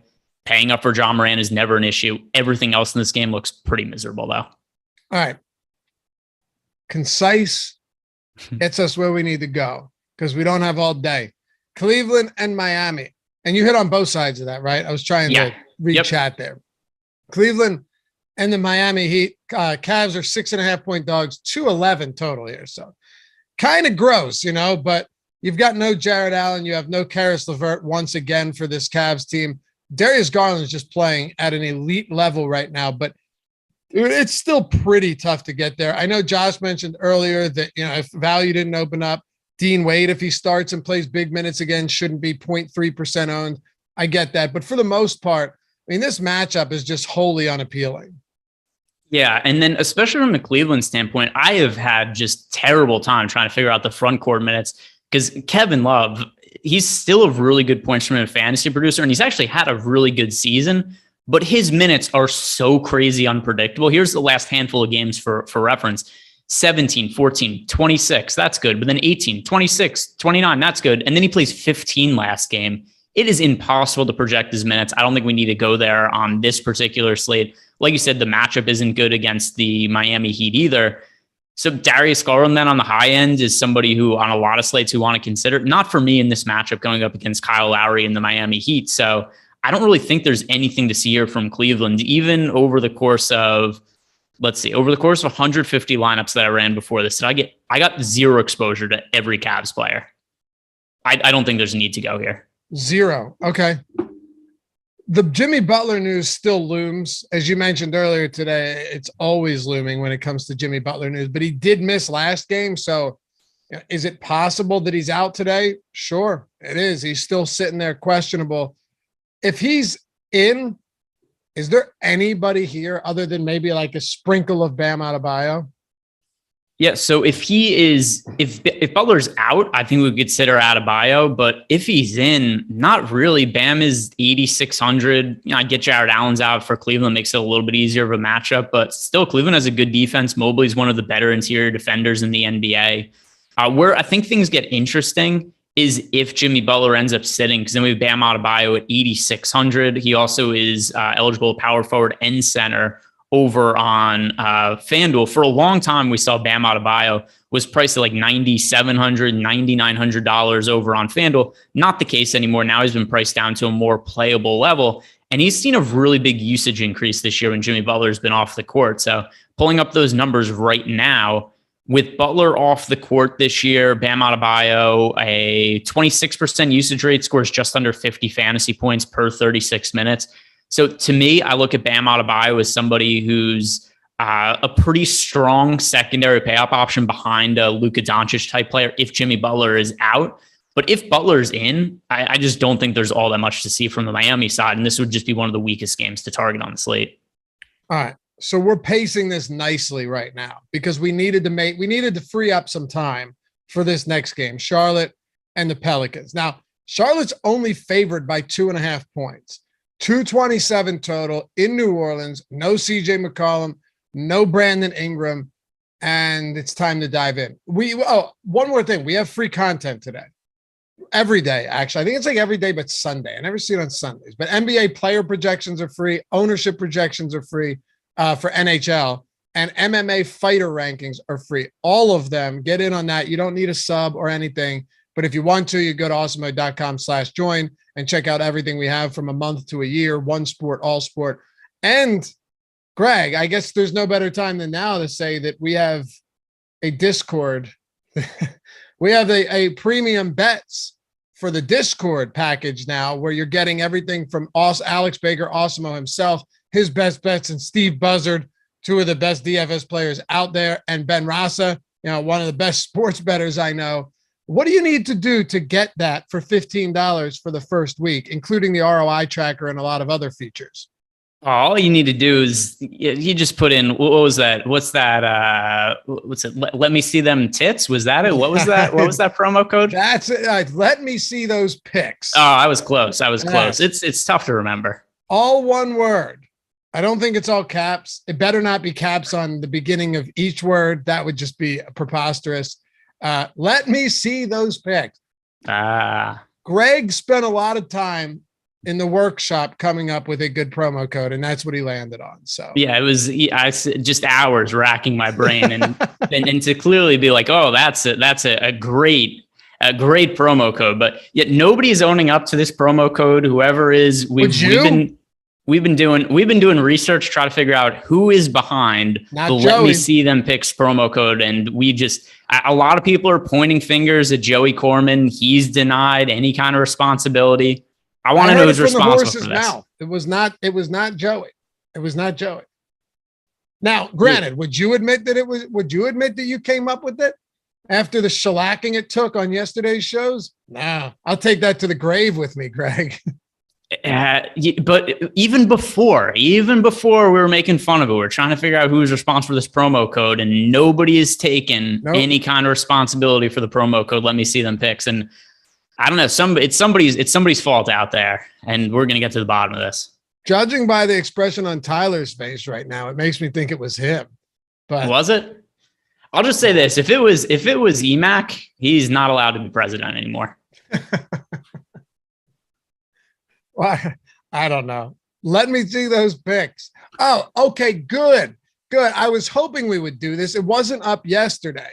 If you just go to awesemo.com/promos, is it up? Yes, it is. You just have to click it. Perfect. Get in on it. It's good through the 17th, just in time for March Madness, all that good stuff. So check it out. We'll see you over there. All right. Now that that's out of the way, let's talk about Charlotte first and then get into the weeds with this Pelicans team. Good game, but most of the value, most of the appeal is coming from the other side of this one, not Charlotte today. Yeah, but with that said, I think LaMelo is going way overlooked in this matchup. And I know he's had some down games as of late, but he is 8,600 on DK. And we've seen LaMelo as a chalk play over 9K this year. He is 86 on DK, 75 on FanDuel. Even at 75, he is still not a chalky play. I love the matchup against New Orleans. The pace of play is going to be really high in this spot because the total, like you said, it's 223.5. It's going to be a competitive game. So I think it's going to be back and forth. And nobody's playing LaMelo in this spot against a banged up Pelicans team. I think this is one of the better contrarian options on the slate, both FanDuel and DraftKings. 7,500 price tag on FanDuel is totally egregious. I think LaMelo breaks out of his little funk. And if you do look at his game logs, there's reason to kind of figure out why he's had some of these struggles. Number one, the matchups have been brutal for him. Here are the recent games he's played. Boston, Brooklyn, a game against the Spurs. That was an easier matchup, but also he performed well in that game. He scored 46 fantasy points. Cleveland, Milwaukee, Detroit, another game where easier matchup. He scored over 40 fantasy points. Toronto, Miami, Minnesota, Memphis. He's had so many difficult spots. A lot of those games have been blowouts. He's also gotten into foul trouble in some of those games. He's priced down now for one of the easier matchups he's had in quite some time. Really, really good contrarian play, in my opinion.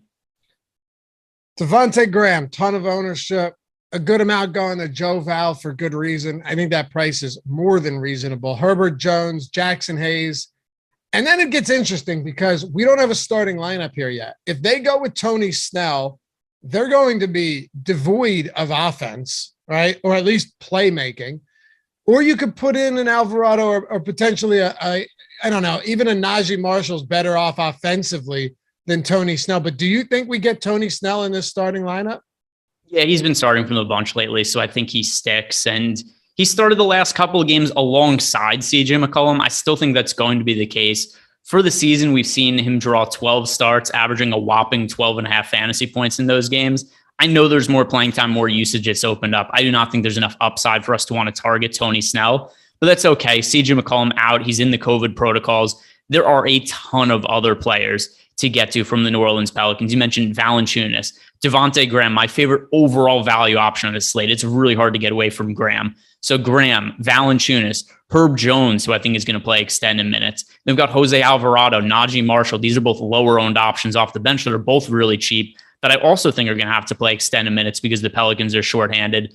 I don't have a single lineup that I've built right now that doesn't have at least one Pelicans player in it. And I think the majority of my lineups have multiple. This is by far the best value spot on the slate because there's no Brandon Ingram. There's no CJ McCollum. Larry Nance is still out. We know Zion hasn't made his debut this year. There's a lot of usage and playing time to go around here and just load up on the Pelicans in a plus matchup against the Hornets.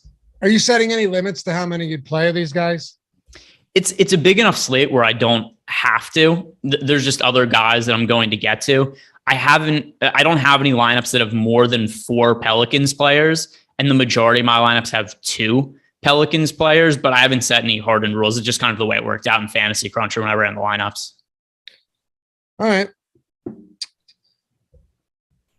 Let's close the Pelicans this way then. Outside of Devontae Graham, assuming Snell is starting, and you just talked about some of your exposures, but just to wrap it up, who are your, outside of Devontae Graham, how are you ranking out these Pelicans? Sure. So let's see. I'll go by the amount of exposure I have right now in the build. So number 1 is Devontae Graham. 2 is Valanciunas. 3, Jose Alvarado. 4, Najee Marshall. 5, Herbert Jones. 6 is Jackson Hayes. And nobody else is, I think, worth getting too much exposure to. But all 6 of those guys are players that I have in double-digit percentages of lineups. And Graham in more than half of lineups. Valanciunas, really high priority play.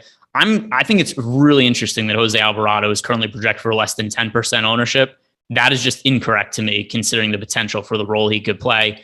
It doesn't mean the minutes are guaranteed, but there's a chance he's in the closing lineup for this team and plays not the exact same role as CJ McCollum, but occupies the same space that CJ McCollum was before.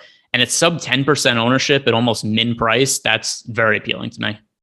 Alvarado's had some decent games throughout the year too. He's almost a fantasy point per minute producer. So, and if they're playing from behind, you're going to want someone not named Tony Snell in the closing lineup. I mean, seriously, I'm not saying that's what's going to happen, but you're going to need offense. And, you see a lot of teams do that all the time. They'll take a, defensive specialist off the floor and put a guy on that can shoot. Granted, Alvarado is like a 31% 3-point shooter this year, but he's still gonna be out there and can handle the ball. So we'll see where that goes. But ultimately, Greg, the best team for value, the best team overall on this slate is unequivocally the New Orleans Pelicans today. I don't really think I'm saying anything crazy with what we know right now. Maybe Dallas, but it's still the Pels, I think. Yeah, and then we've had a lot of people are asking about fringe plays as we've gone along over the course of the show. I see that people asking about these guys in chat. The reason I'm not considering that many fringe options today is there's so much good points per dollar value coming out of New Orleans. And some of these guys like Alvarado, Najee Marshall aren't even popular right now. That it makes it really hard for me to consider cheap plays from anywhere else that I don't project particularly well. What's up, Rabashua? He asks, is there any chance that Trey Murphy starts? Look, I don't know who is going to start tonight, but like you said, would it make the most sense for Snell to start? Yeah, it's possible that he just starts and doesn't play 31 minutes again, though, Greg, but you can answer that question too. I just have no idea right now. He hasn't made a single start this year, so anything's possible, but I don't think it's particularly likely. At the same time, too, I wouldn't expect that guys get ruled out for the Pelicans, and that means Tony Snell plays less minutes. So I think Tony Snell just occupies the same role, but we still have to fill the CJ McCollum and Brandon Ingram role. So there's plenty of playing time to go around here. If Trey Murphy starts, obviously I'd feel differently about him, but he just hasn't gotten the minutes so far this year, nor has he produced when he's been on the court. All right, so let's talk about this next one, Utah and San Antonio. I'm telling you, there are some spots here that are a little bit strange. Something Josh pointed out earlier that I agreed with. Rudy Gobert at 24% on DraftKings. Now, normally you'd look at that and say his price point makes sense. He's not very expensive, but what about? And I know somebody like Şengün has power forward eligibility, which definitely makes a difference. But you've got him surrounded by guys like Joval, who's only a couple $100 more expensive, and a few other guys that are at a similar price point. Are you getting that much Rudy Gobert today? I think Rudy Gobert is a really strong center option just because of, well, number one, the matchup, and then the price. It's not even because players are out for this team. But Rudy Gobert is $7,400 on FanDuel, $7,400 on DraftKings as well. FanDuel is going to be a pretty popular center option, which makes sense considering the extra bonus for defensive stats. But yeah, the pricing here is just kind of off. And there's no Bojan Bogdanovic, which I don't think there's any one guy that benefits a ton from Bogdanovic being out. But I do think it's a couple more minutes for guys like Jordan Clarkson. It's a little bit more usage in the starting lineup for Donovan Mitchell, a little more production for Rudy Gobert. So as a result, I think Mitchell is a pretty solid option. Rudy Gobert is not a bad play to look at. Off the bench, Jordan Clarkson, he doesn't quite stack up very well against the Pelicans guys, so that kind of makes him a lower priority play, but he's still an option. He's in play. Daniel House could play extended minutes, but once again, I don't have him projected super well. I'd rather play the New Orleans Pelicans guys. But Gobert and Mitchell are both making it into like 20% of lineups for me. Okay. Yeah, it makes sense. It is just, I was a little bit surprised to see that number. At the same time, though, Gobert's price continues to decline. So yeah. I do understand that. Ryan asked if last man in on a FanDuel tournament, Donovan Mitchell or Darius Garland? That is Mitchell for me. Super chat from Jake Linland, DK three-man. Three max, I'm assuming. Three max, yeah. LaMelo or Donovan Mitchell? I have LaMelo projected higher, so I will go with LaMelo Ball. All right. And if you guys have any other questions, Goody, what's up, Goody? With Bogdanovic out, can we look at House as a value play, or do you think they turn to Forrest, DraftKings tournament? Yeah, so I just talked on him really briefly, and here's the issue with Daniel House. I have him projected for just under 20 fantasy points. For a slate of this size, the issue is there's just better value plays. Him individually, I don't think he's going to kill you because he's so cheap, but I think there's opportunity for him to play extended minutes. But at the same time, too, for him to land in an optimal lineup at that price, you need him to outscore the guys on the Pelicans, and I don't think that's all that likely. So it's hard to recommend him for that reason. There's better options. Yeah, I love how these super chats pop up. Tyler, good work there, man. You've been seeing this, right, with the dollar bills and everything? Yeah, we've got the one with me in high school with the afro. We got a lot of good pictures in there. You got actually, I don't even know what I do. Something like that. Something like that. You got Alex, a few others. Good stuff. Do you like anything for the Spurs, or should we just be? Oh, I know you got a few guys out. Doug McDermott was ruled out earlier in the show. I wasn't going to break your train of thought, though, to tell you that Doug McDermott was out today. Bates Diop is out, and Primo is out. So there's that. They just substitute these guys in for other players who are very similar, because then it just means, all right, we get some more Lonnie Walker, some more Josh Richardson, some more Trey Jones. You know, when somebody's out in the front court, Zach Collins could play extended minutes. It is a really difficult matchup for this team against the Utah Jazz. DeJounte Murray is pretty expensive at this point. He is $11K on DraftKings. Murray on FanDuel is priced at 10.8. That's not really something I want to pay against the Utah Jazz. And more often than not, with the Spurs, unless a ton of guys are out for San Antonio, it's DeJounte Murray or bust. And he's so expensive and in such a tough matchup that I think he's difficult to get to today. So I think the Spurs are another one of these teams we could just kind of write off. Yeah, we just updated it. Ownership, and Richardson's at 16% on DraftKings at 3,500. That's pretty crazy to me. It seems pretty high to me as well. We can talk about Toronto and Phoenix, though, and then round this one out with the Lakers and the Washington Wizards. By the way, we are 124 likes away from 500. Let's make that happen. Almost 2,300 people watching today. Take 1 second, hit that thumbs up. We need 121 of you to do that. Be one of the heroes. All right. Where am I at? Toronto and Phoenix.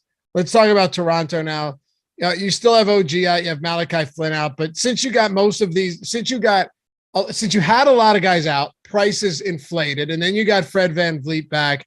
And now it's just essentially pulling ownership down everywhere. And I think it should, Greg, especially against a Phoenix team that's missing bodies, but still has a very, very, very solid defense.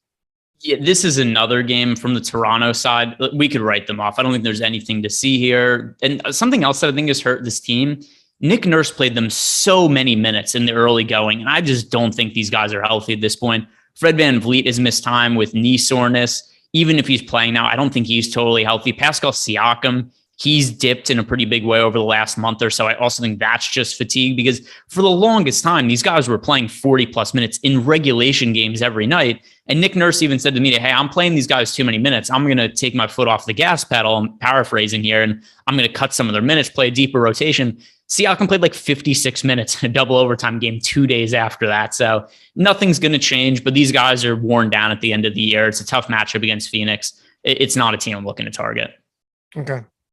Are you looking to target Phoenix? We got Cameron Payne back. This is the first time we've seen Payne and Booker play together in a while, outside of last game, obviously. But you saw Chris Paul go out. Payne was already out. Then Payne comes back, but Booker goes into COVID protocol. So they did both essentially have the same amount of potential assists last game. It isn't going to help Booker in that respect, but I do think there's still a decent ceiling here on a guy like Devin Booker.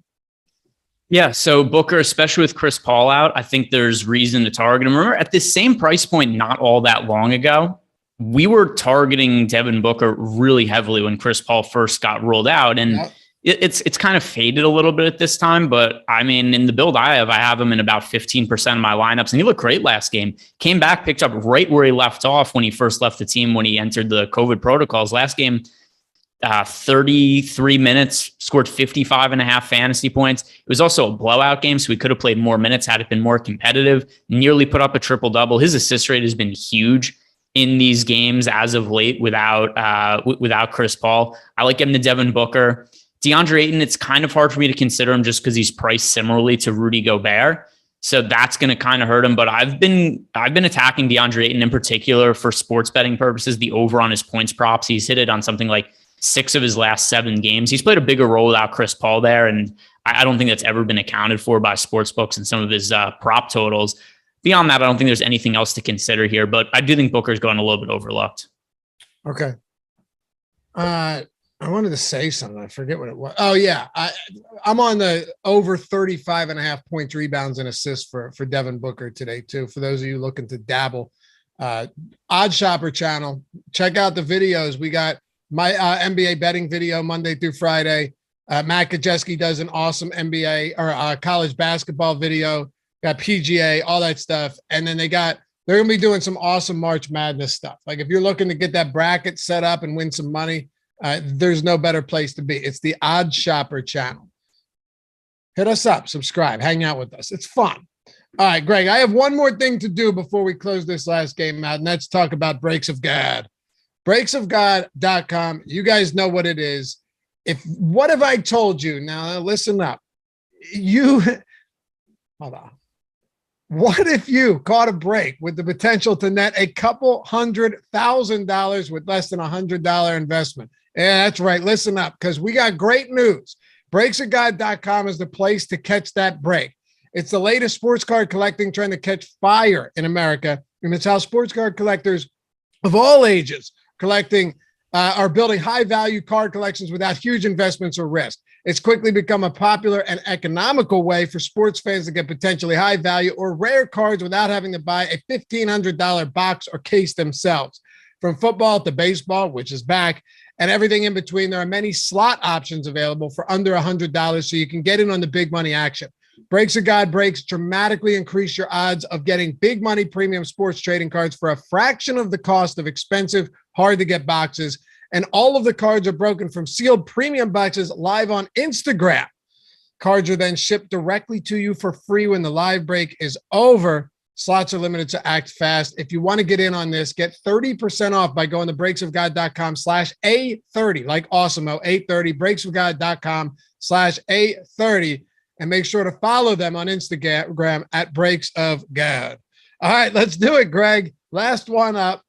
Final one before we hand it over to Eric and Gundacker. And I must say, we've done pretty solid for an hour and a 10-game slate. Not bad. Yeah, and this one will also be fairly quick because on the Washington Wizards side, I know I've got some people who are showing interest in Kristaps Porzingis. It's hard for me to project him for a lot of minutes just because we haven't seen it so far during the time that he's been with the Dallas Mavericks. DraftKings at 7,300, so I don't really think we have to consider him there. But on FanDuel at 6K, it's kind of hard to not, even in somewhat limited minutes, consider Porzingis a good option because he's 6,000. I have to assume that going forward, he's going to play a pretty significant role with the Washington Wizards. In the 2 games we've seen him with this team, limited minutes, 26 minutes, 21 minutes, he's posted a 35 and a 28% usage rate. I'm giving him 26 minutes for today. Once again, it's 7,300 on DK. It doesn't make him that appealing. It does with that kind of usage over on FanDuel. So 6K, I don't know what his minutes look like. He's going to be resting tomorrow, but the upside makes it pretty hard to avoid him because it looks like he's going to take all the shots he could handle during his time in Washington because he's not playing with Luka anymore. I think first of all, 7,300 is pretty prohibitive at that price point or with those minutes, but how many are you projecting him for? How many minutes did you say? 26. Okay. I think you could definitely get a solid 28, 29 out of him, right? He played 21 in his return, and then he played 26. Mm-hmm. I think you could ramp him up a little. 26 makes sense if you're going to get to him anyway, but I don't think you'd be shocked to see him play more than 26 tonight, right? The issue is twofold. Number one, I'm not totally sure. Number two, also, if you give him 30 minutes at a 6,000 price point on FanDuel, you're just going to run lineups. You're going to have him like 80% of your lineups. That's just saying 26, you're going to get him anyway. So it doesn't really matter there. So kind of just damage control. But on the other side, LeBron James, we have to assume he's going to play 270 plus fantasy point games back to back. He's been crushing it despite the Lakers being bad themselves. Yeah. But his price now is essentially neck and neck with Luka Doncic on DraftKings, at least. And that makes things kind of difficult. To an extent, I think. Okay. Because Luka's the clear priority for me. But there is so much value coming out of New Orleans that it's viable to build lineups that have both Luka and LeBron in them if you're going really heavy stars and scrubs. And I look at just this slate on whole. Also, FanDuel is going to be totally different because on FanDuel, LeBron is only 10,900 and he has small forward, power forward eligibility, which makes him pretty easy to fit into lineups.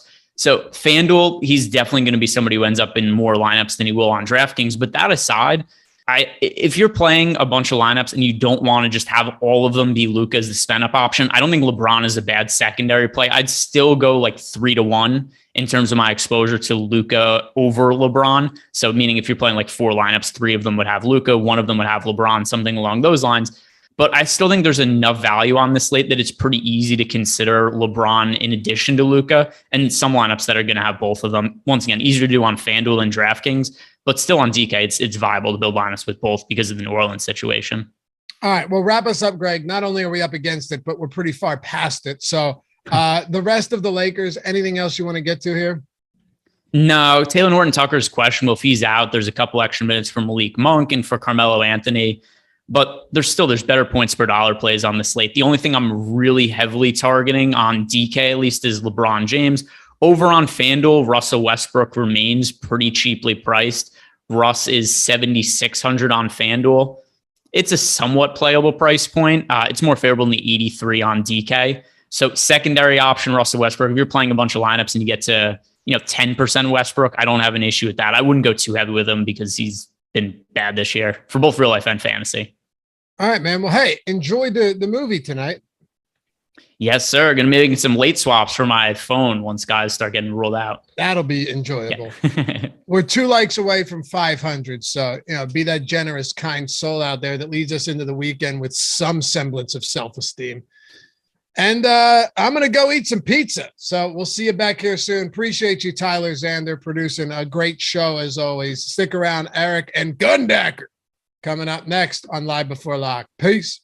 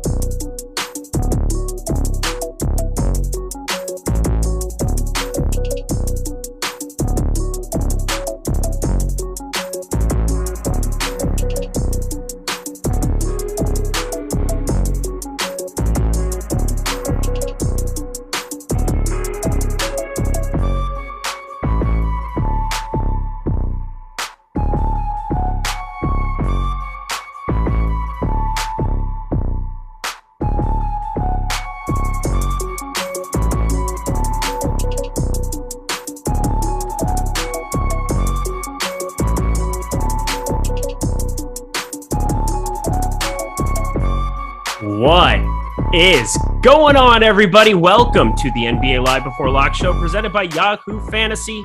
I'm Eric Lindquist, excited to be talking this 10-gamer with you. Great job by the guys before us, both on the Locks Before Lock and the Deeper Dive. But I'm here alongside a guy who's making, I believe, his NBA Live Before Lock debut. I've done a lot of these. No, that's a head shake. No, that's a definite no. Maybe on a Friday debut. Your debut with me. This I definitely know. A guy I've been in the MLB streets with quite a bit in the past. Excited to be talking some hoops with my guy Gundacker. Go follow him check this out, at Gundacker on the Twitters. How you doing, my dude? What's up, Eric and everyone up, out there? Yeah, not my first one. The last one was a chaotic show with Terry that was just raining news, and it was just it was chaos. So hopefully this one's a little bit more tame, but it's a 10-game slate, so we have no right for it to be anything but chaos. I'm an agent of chaos. I love chaos. A little bit of that. Joker. Have you seen the new Batman yet? I have not. I haven't either. I need to do that at some point in time. But you know what? What you guys need to do right now is hit that like button, subscribe button, notification bell. We got over 500 likes. That's great.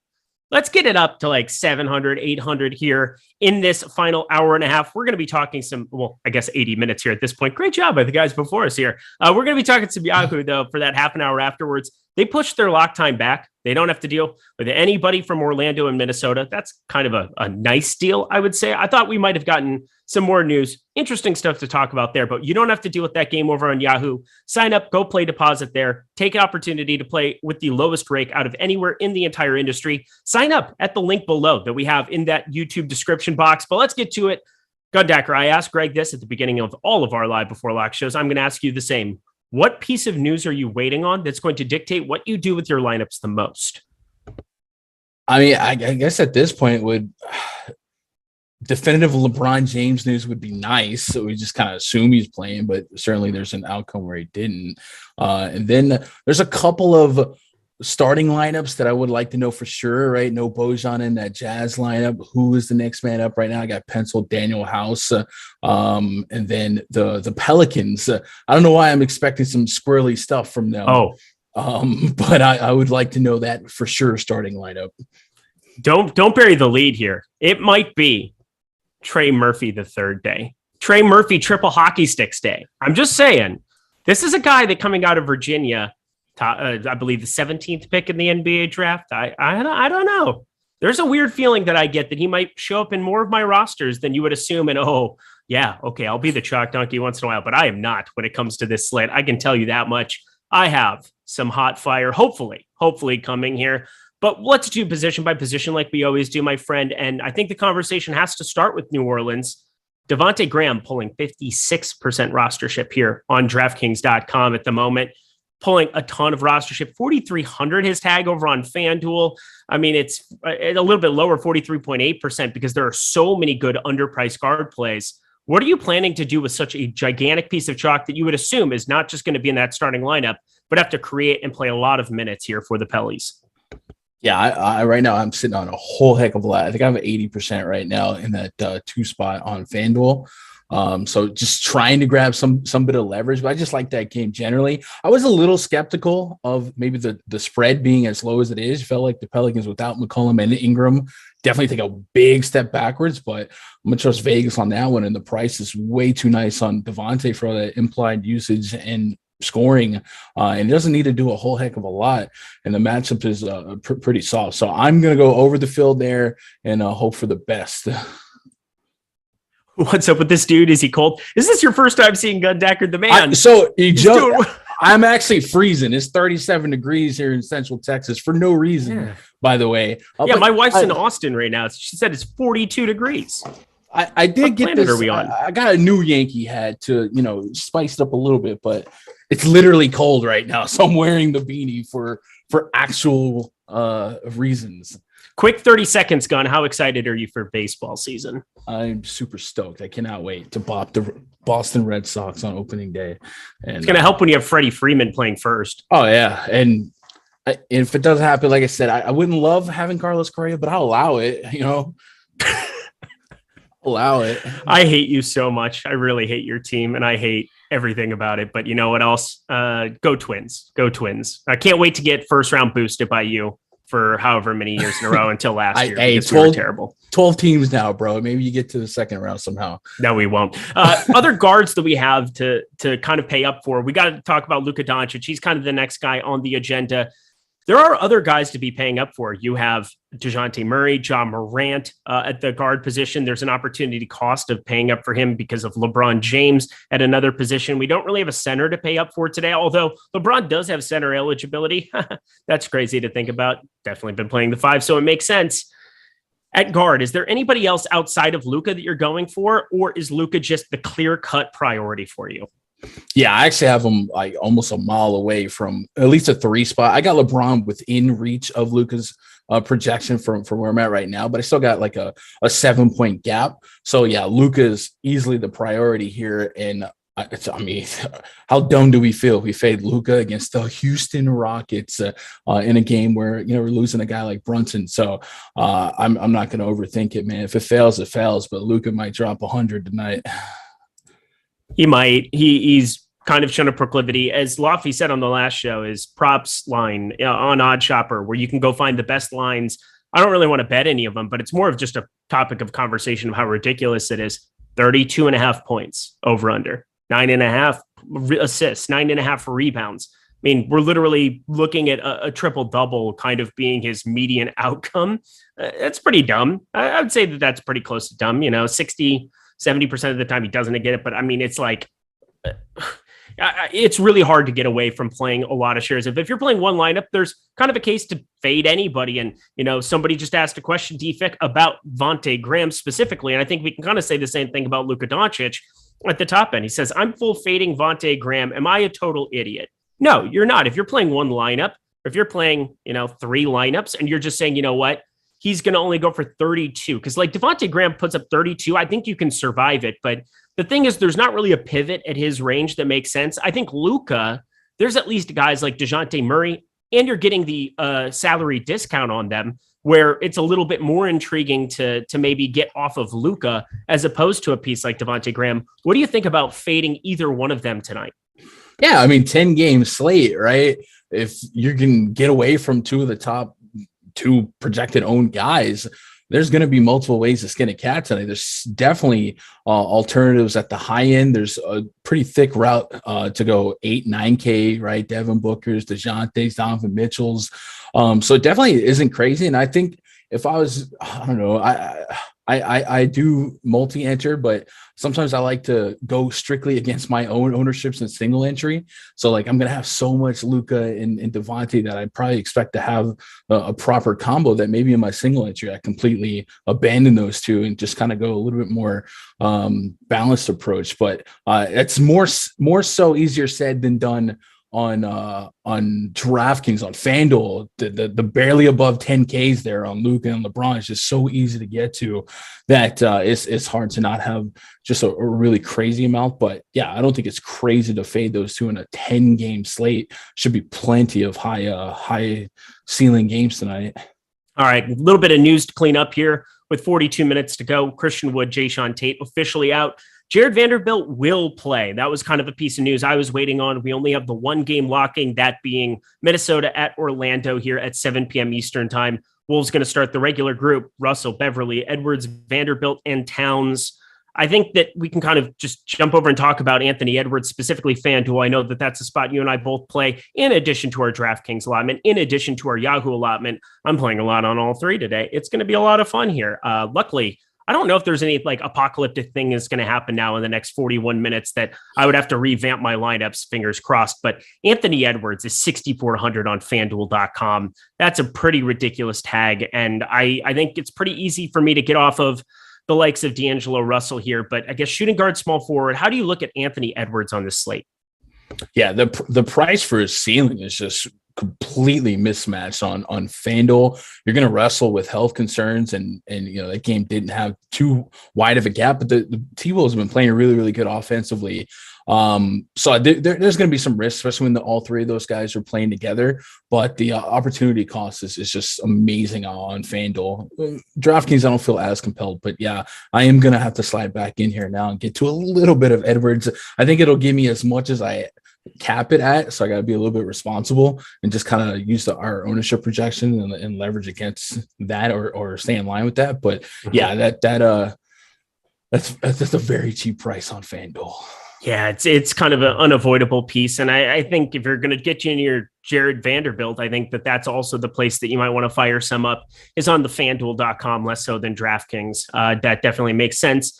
Again, because it's the first game here and that's the only piece that locks, I want to talk a little bit about that as we're going, just because it's going to apply to that. There's going to be news that breaks throughout the show and into the wee hours of the night. I would assume on a 10-gamer, we're going to get things happening, such as Jimmy Butler ruled in, Caleb Martin ruled out. That's good to get that clarification here, but let's keep going with the guard spot here.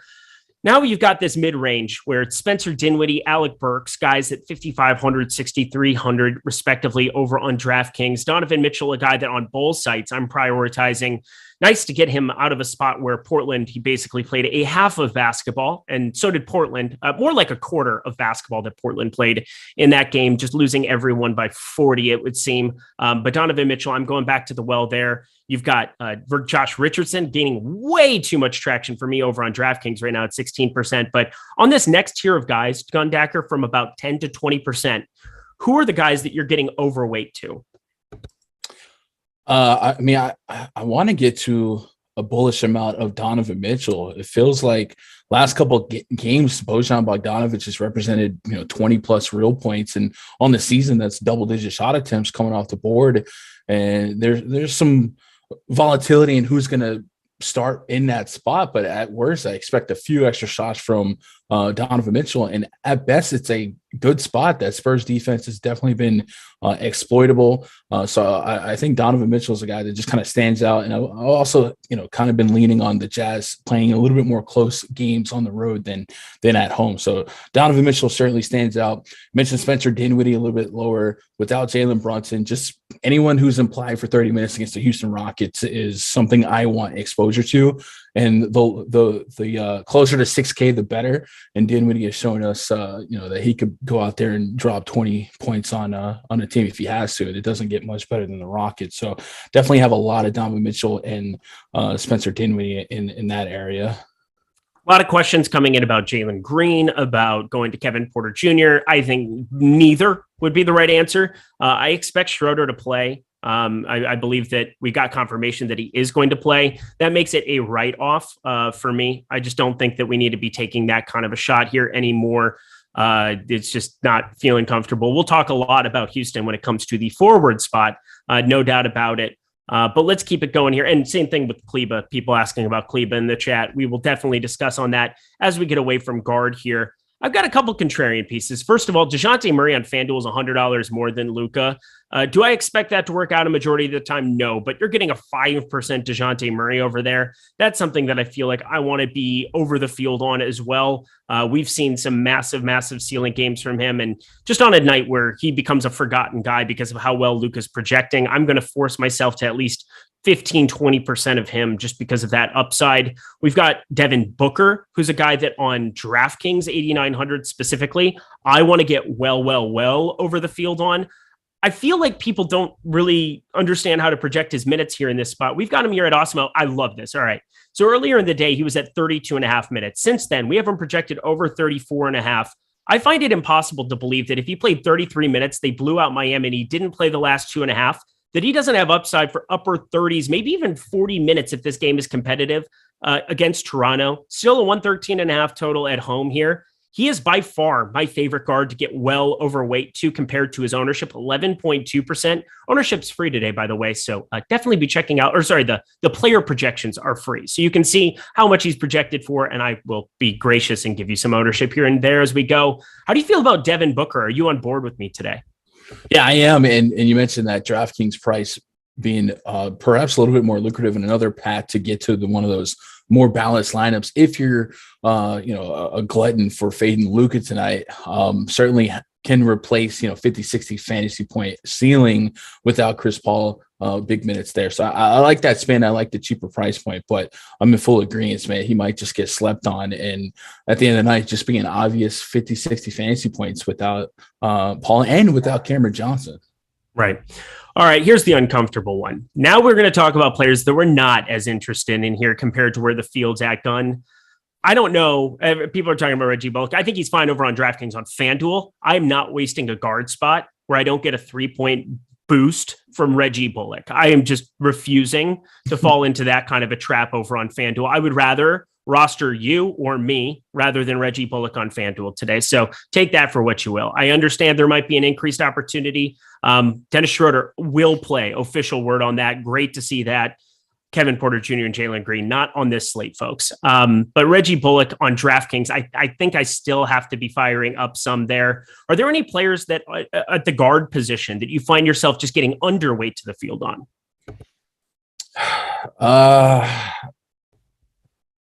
I see contingent versus mine versus the. Mine on DraftKings is very apparently Alec Burks. I am massively underweight to Alec Burks. Alec Burks, and then you mentioned Josh Richardson. I don't even think I have a lineup with Josh Richardson. Yeah, that came out of nowhere. Not only that, but I was crunching some before lock here. I was updating the projections here and seeing what was happening. And Trey Jones started showing up in lineups, and that's never a good thing. I do not want to get that 3,300. I think what happens is sometimes I'll give a boost to some of the top end guys and kind of give them a manual boost to my projections for them.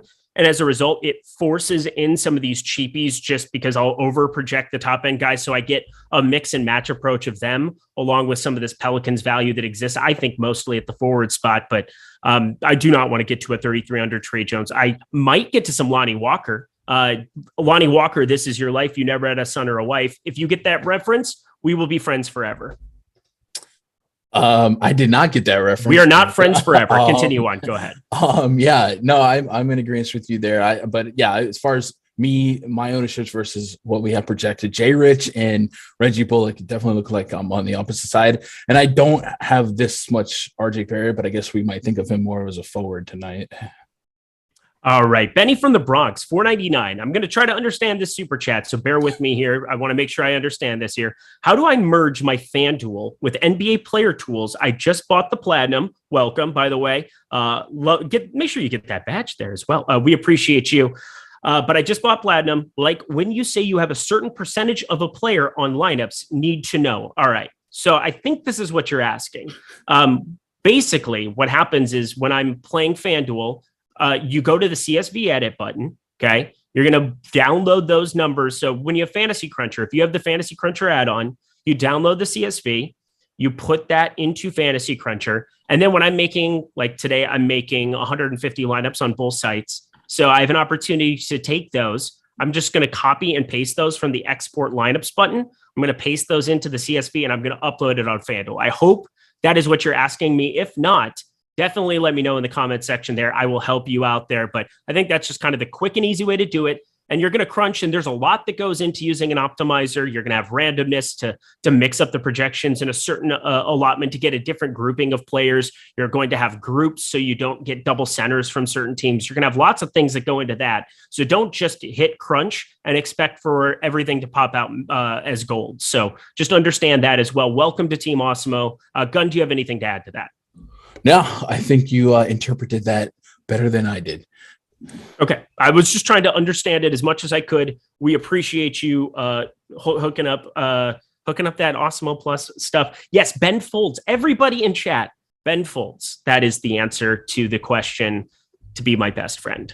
Gundacker. We can still be friends, though. Anything else for you from Guard that you really, really want to discuss before moving on to Forward? No, Ben Folds, is that Rock in the Suburbs? Just like Quiet Ryan did. Oh, okay. All right. I'm except for they were talented. All right. Yeah, no, I got nothing else. I love you. We are excited to announce the launch of our premium betting picks subscription. This is really fun. I unfortunately able to look behind the paywall and see some of these great things. And they have been print fests, like absolutely printing. These guys are incredible. You know who those guys are? Just Alex Awesemo Baker, Steve DeColt's Buzzard, Ben Rasa, my dude from the golf streets who crushes every single college sport, which seems to be a good thing to invest in right about now. So check out the premium betting pick subscription with the worst promo code that's ever been used in our site's history. But it's let me see those picks. At least you will remember it. Let me see those picks. That is literally the promo code. It's catchy. We can interpret what it would else otherwise be, but full access to that is $15. Just $15 to get some of the smartest guys in the entire industry giving you free picks every single day throughout March Madness, NBA streets, everything you could possibly want. It is as good as it gets. So check that out. That is promo code. Let me see those picks just in time for March Madness. All right, we head into the forward spot. We're making great time. Half an hour here to go. If there's any news that pops up, we talk about that. That'll take priority, but this takes priority right now. Alperen Sengun is in 90% of my lineups on FanDuel. He's in 69% of my lineups. That's nice. On DraftKings. I'm a child. Alperen Sengun, how big of a priority is he for you on this slate? Yes, Tyler, I'm the man.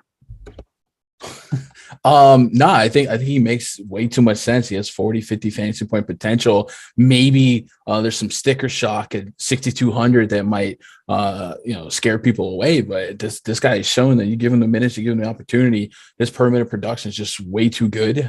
So I'm with you. I'm very bullish as well. Right now I have 60%, not as nice on DK, and I'm right there at about 70 on FanDuel. Looking really good. Yeah, I don't really know what to add to that. Somebody who's a little bit more uncomfortable to roster, but yet is more popular is Maxi Kleber. And this kind of brings us into this discussion of prioritizing any type of value here over on DraftKings for the Mavs. And I did the DK tournaments video today. Josh Green has changed drastically. He went from 1% earlier in the day to all the way 11.7%. Seems as though the field caught up to what I saw a little bit earlier in the day, and that is that there's lots of minutes up for grab.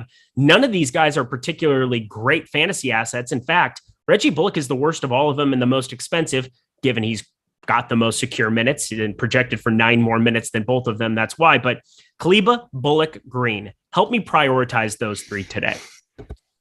So, assuming Kleber is going to start in lieu of DFS, right?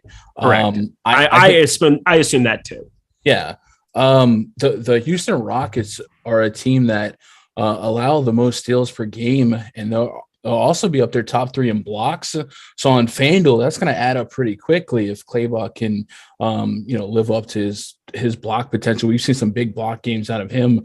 So he doesn't have to do a whole lot to pay at that price tag. And we're hoping that just because of the matchup being what it is, 30 plus minutes just equal enough peripherals and enough real points. And he could get hot from 3 to where he's a great value play. I have him unfortunately projected around 30 fantasy points, so I'm getting to a ridiculous amount of him. But I certainly understand the skepticism.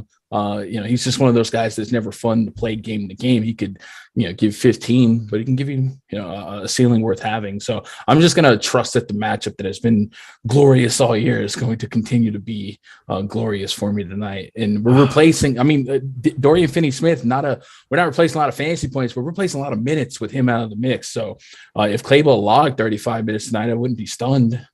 Finney. Happy Friday, everybody. Little boy meets world for your enjoyment. Rest of the forward position. Yeah, Josh Richardson, not for me. Let's talk New Orleans. This is a massive talking point, I think, on this slate is figuring out what to do with all of these fools. Herbert Jones, he's getting 15% attention over on DK. I'm a little bit underneath that. It's sad to me. I loved him out of the SEC, but not for me. Jackson Hayes, another guy that I've absolutely been over the field on. I'm a little bit below 10% over on DK. Najee Marshall, 7%. I'm a little bit under that, but I can tell you the one guy that I am way overweight to. His name is Trey Murphy III, and I'm not expecting this play to work out a lot of the time, but this is a Rinpack YOLO type play for me today. He is the flat 3K on DraftKings. He got recalled. He's been playing a lot in Birmingham here for this team. He was the 17th pick in the NBA draft, from last season. Completely different circumstances when you're going to be on a floor without Brandon Ingram, without CJ McCollum, and he hasn't exactly thrived in that situation. 361 minutes, 0.67 DraftKings points per minute, but I expect rookies, as they get more acclimated to being out there throughout the course of a season. Talk about Trae Young's struggles that he had his rookie year. Look at Jalen Green starting to come a little bit alive for Houston here as well. It's something where I think at a flat 3K, if he was like 3,800, I probably wouldn't take this shot. But he is 3K. I think there is a sneaky opportunity for him to play. He played 24 minutes against Orlando, and that was a circumstance where, there was CJ McCollum. I could see 26, 28 minutes out of the absolute middle of nowhere because Tony Snell, they kind of know what they've got here from him. But if they're just going to put random guys out there for minutes, why not the 3K guy taking more shots on him? Am I crazy, Gun? Let's say you get that feeling in your bad knee with the storm coming in, don't you? Hey, I don't hate, you got a hunch to act on the hunch. You really don't know what you're going to get with the Pelicans. A lot of the sample size we have of Trey Murphy are games where NAW, Josh Hart, guys like that were active, and Brandon Ingram, to an extent. So I don't think it's crazy to have any type of game script that benefits anyone specifically that is too cheap against this Hornets team that we've been picking on all year. And it's hard for me to back you up and co-sign it with any bit of confidence, but I certainly understand the thought process here. I guess, like I said earlier, that's one of the starting lineups I would like to see because I have a whole lot of ownership on that team that I would be driving some wedges in once that lineup did come out. And you mentioned Tony Snell. They just seem to like starting him, and he just kind of does nothing. So I want everyone else around him. And if Trey Murphy is going to be one of those guys, I'll take that. But I've also been, leaning to, Herb Marshall, Herbert Jones and Najee Marshall, guys like that. But I don't think that's a crazy take. Maybe, I don't know. Maybe it's definitely something I'm going to be watching now that you brought it up all night. I'm just saying it's very rare for me to get one of these things. It's a 10-game slate. Why am I doing this? Well, I'm doing this because I don't completely trust all the value that exists here. And, I think Kleba, I'm going to be a little bit under on. Josh Richardson, I'm definitely going to be under on. I mean, there's a necessity that you're going to play LeBron and you're going to play Doncic, or for me, getting to more Booker, more Donovan Mitchell, more DeJounte Murray as well. You got to find paths to do it. And I think, as crazy as it is, I mean, he's a couple hundred cheaper than some of these other 3K plays we're looking at. And I just think, he's 0.05 DraftKings points per minute difference between him and Herbert Jones for the entire season.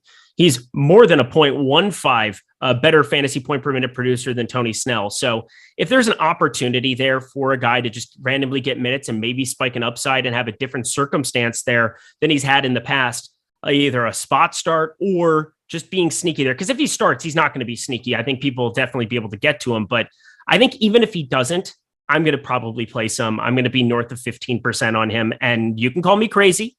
You can at me at Twitter. You can do whatever you want with it. It's just the way that I'm going to play it, because I think there's a sneaky opportunity there. So I'm just following it. Yeah, as you said, a hunch or whatever. 24 minutes in a competitive game is pretty surprising. And, 3-4% of the field getting there. I just want to be a little bit north of that.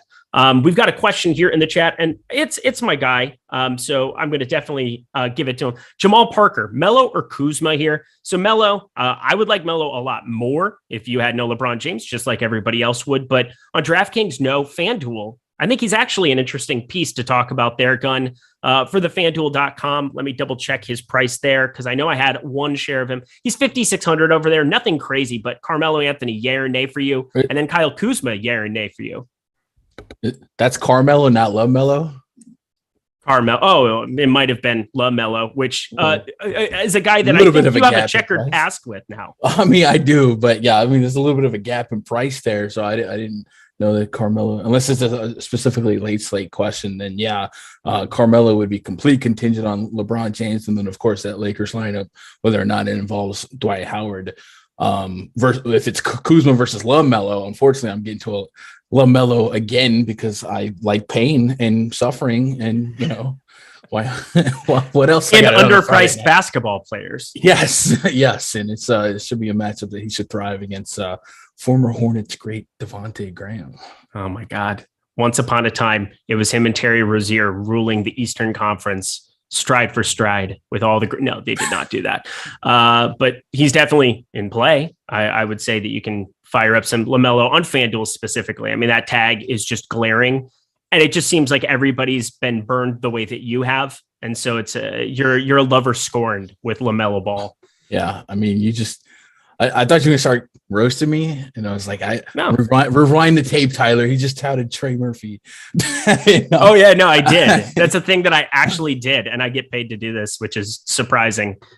Go ahead, chat. Have fun with that. Anything else for you here we have a lot of other situations. Let's talk LeBron James, Jason Tatum, Julius Randle, Pascal Siakam, who I think is just FanDuel applicable for me, but we have some spend ups there. LeBron James, 16%. I think if he wasn't questionable, he'd be a lot higher. Maybe we find out the way we did, last Friday? Or it was a little bit earlier. I think last Friday was Nikola Jokic into DeMarcus Cousins Day, but we did get a LeBron James ruled out and had to react and scurry like crazy last week. First time in 2 years where that questionable tag came to fruition. One, do you think he plays tonight? And two, how much are you getting to him? I mean, I have to assume he plays tonight. Right now, I have him capped at 25. I still think at that price range on both sides. I'm just Luka, even if he scores the same as Luka, it's not that big of a difference to me. I'll just take the Luka. But there's no panic button if he gets rolled out. That game's an hour and a half after, the next closest game. So if you are the least bit skittish on his availability tonight, and not only that, but you have to wrestle whether or not you're starting at the 5 or not starting to 5. Either way, his use can be sky high, but maybe he loses a couple of rebounds if he's not at the 5. I have him capped at 25%, and it gave me about 16%. Projection wise, I'm getting, the second biggest projection on the slate. So you let standard deviation do the talking. He could lead the slate in fantasy points, but just matchup wise, Luka Doncic has been a guy that I'm not losing sleep over if I get exponentially more Luka than LeBron tonight. All right. Two things. One, PJ Washington and Morant, or Murray and Hayes on Yahoo. PJ Washington, I'm actually worried about. I know he's projected out pretty darn well here at 8%. I mean, if you wanted to go over 8%, I don't think it's crazy, but I have concerns about what those minutes are going to look like. Jalen McDaniels has a pulse again. We haven't seen him on the floor. I mean, he played on the 8th, played only 8 minutes, but if he starts to get ramped up to like 12, 14, those minutes are directly hurting PJ Washington and Mason Plumlee, and that becomes a little bit of a problem for me. Even at 5,200, I know that the price is starting to come down. It was 5,400, 5,300, now 52. Maybe you can take those shots considering, it's a Pelicans game that should be moving up and down with Charlotte doing most of that. But PJ Washington, any interest for you there tonight? I don't have any at the moment. I think Hayes was one of those. Hayes is the guy that I have the most of there. Yep, I'm going to go Murray and Hayes too. So well done by you. You're learning how to do this, just siding with me. D-Niz, it's a great work environment, just we need some friction. Disagree. I'm just going to have to, create some friction for entertainment. I don't know. I touted an absolute dunce play. D-Niz, $9.99. High dollar DK single entry, best play. So last man in, 3,800 and down. I can tell you one thing. It's not Trey Murphy. So when I'm talking about this, I'm talking large field stuff. This is not for a high dollar DK single entry kind of spot, unless you see starting lineup, Trey Murphy the third, but 3,800 and down on DK. Who's your favorite play, Gun? Maxi Kleber. Yeah, I think he's probably the right answer. If he already has Kleber in that lineup, because I would assume there's a pretty good chance of that. Is who would be number 2 for you? I mean, I guess they're starting Amir Coffey, right? Guards against Atlanta. He started last game too, so I'm not that enamored by it. They did run a pretty tight rotation, and maybe you can go out there and add some counting stats. But I mean, it's just going to be Reggie Jackson, Zubats, Marcus Morris, and hopefully Nicholas Batum, because I'm a little overweight on him.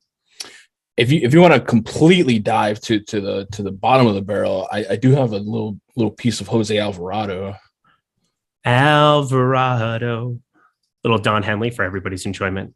Why don't you? Sorry, is this show over? No, we got an hour. It's gonna be fun.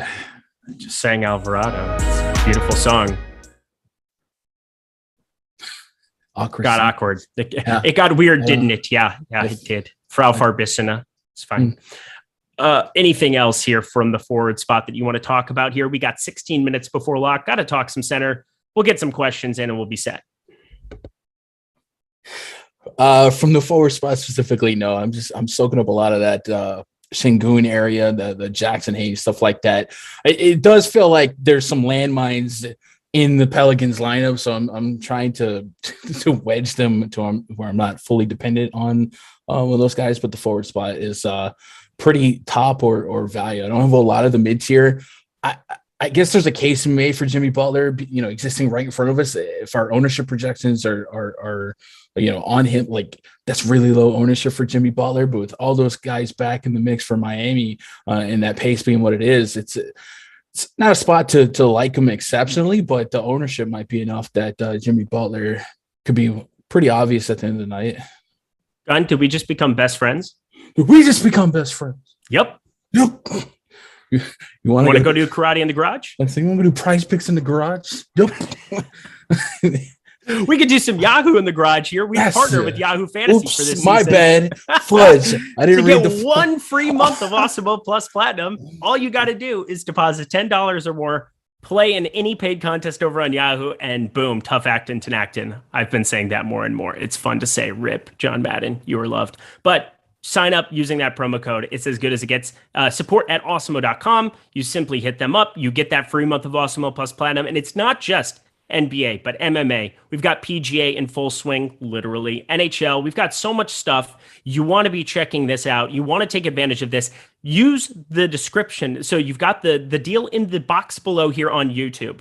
It's got the link to be able to go sign up and play at Yahoo. We're going to be talking through it for half an hour. There's some great contests to play in. I'm going to be playing some of the granny shot. I can play the dollar contest over there. That's going to be so fun. Lowest rate 12% over there. I'm going to be playing my 150 there. I think you should be joining me. Again, it doesn't lock for 44 minutes, so you can get all of your DraftKings FanDuel stuff uploaded and then still hop over to Yahoo and have a great opportunity to make some serious cash with the lowest rake. Love Yahoo. I think you will too. So go sign up, play over there, and get that free month of Awesemo Plus Platinum in the process.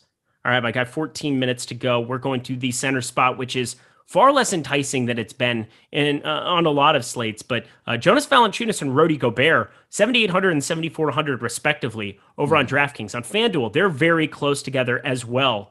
Who is your favorite between those two?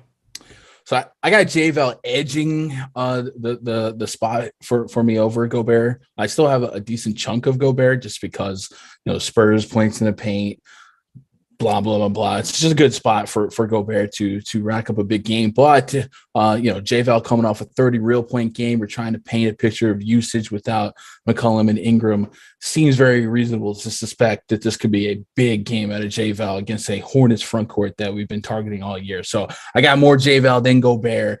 And it looks like I've got more JVL and Gobert than the field does.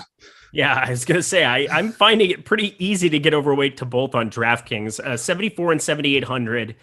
I'm projecting them both north of 42 fantasy points. We've got them at 41.1, 42.3 over on DraftKings. Here at Awesemo, that is just too good to be passing up.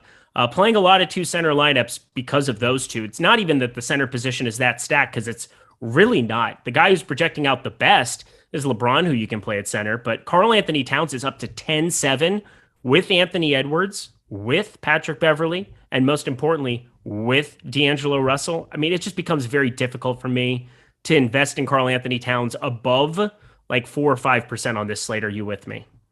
Yeah, I mean, it makes a lot of sense to be pessimistic on Cat. I think Cat's FanDuel price is still live, but on DK, there's a lot more volatility based on Edwards being in. Good shout out there, 9,300 there for him as well. Bam Adebayo, somebody I thought I would get to more of because Jimmy Butler had a chance of being out. Jimmy Butler's in. I become a little less enamored. The assist rate goes way down with Jimmy Butler alongside him, even though he's had some massive upside games in recent days with him. 8,600 hasn't been good the last two, but I don't box score watch. I don't care. Last three, it's been brutal, actually. Woof. But I don't really care. I think I want to be a little bit over 4% in that right on DraftKings. Not that hard to do that, but rest of the position as we get to this mid-range, you've got guys that we can kind of take shots on. Robert Williams is somebody that I talked about on the tournament plays video against Detroit, against an interior that consists of Jeremy Grant and Marvin Bagley. I think that there's a massive opportunity for stocks and for offensive proclivity. I really like Robert Williams as a contrarian piece. I don't really know where else I want to go in that mid-range. Who sticks out to you at center to kind of round out in this mid-range? Yeah, I mean, Sengun, right? We're already getting him in the forward spot. Yeah, I mean, we talked about him there. He's okay. Yeah, I'm getting a decent chunk of, Sengun. I think he's falling a lot just in forward spots in general, but I'm that bullish on JVal today. And Gobert, not as much, but yeah, still there. And then if you really want to get freaky, man, you got this Trey Murphy feeling, bro. My bad knee is arthritically yelling to play Dwight Powell. I just have this feeling he might push north, high 20s in minutes. Last couple games, there's been some foul trouble. There's been DFS in. It's just the Rockets. So if I can create a case, and if Clayball started, that depth chart is what? Dwight Powell and Boban? I don't think Boban's going to get a ton of run, if any. I think Dwight Powell might surprise some people tonight. So I do have a hankering for a little Dwight Powell. So he's my Trey Murphy of this slate. He's a lot better than Trey Murphy. No offense to myself, but like legitimately, again, it's a 3K punt play that is not going to work out a lot of the time, but the times that it does, you are making money. And we are here to push P. Contrarian. So what I was going to say, contrary to everything that I've done previously in the last 10 minutes, we are here to push P. What was that?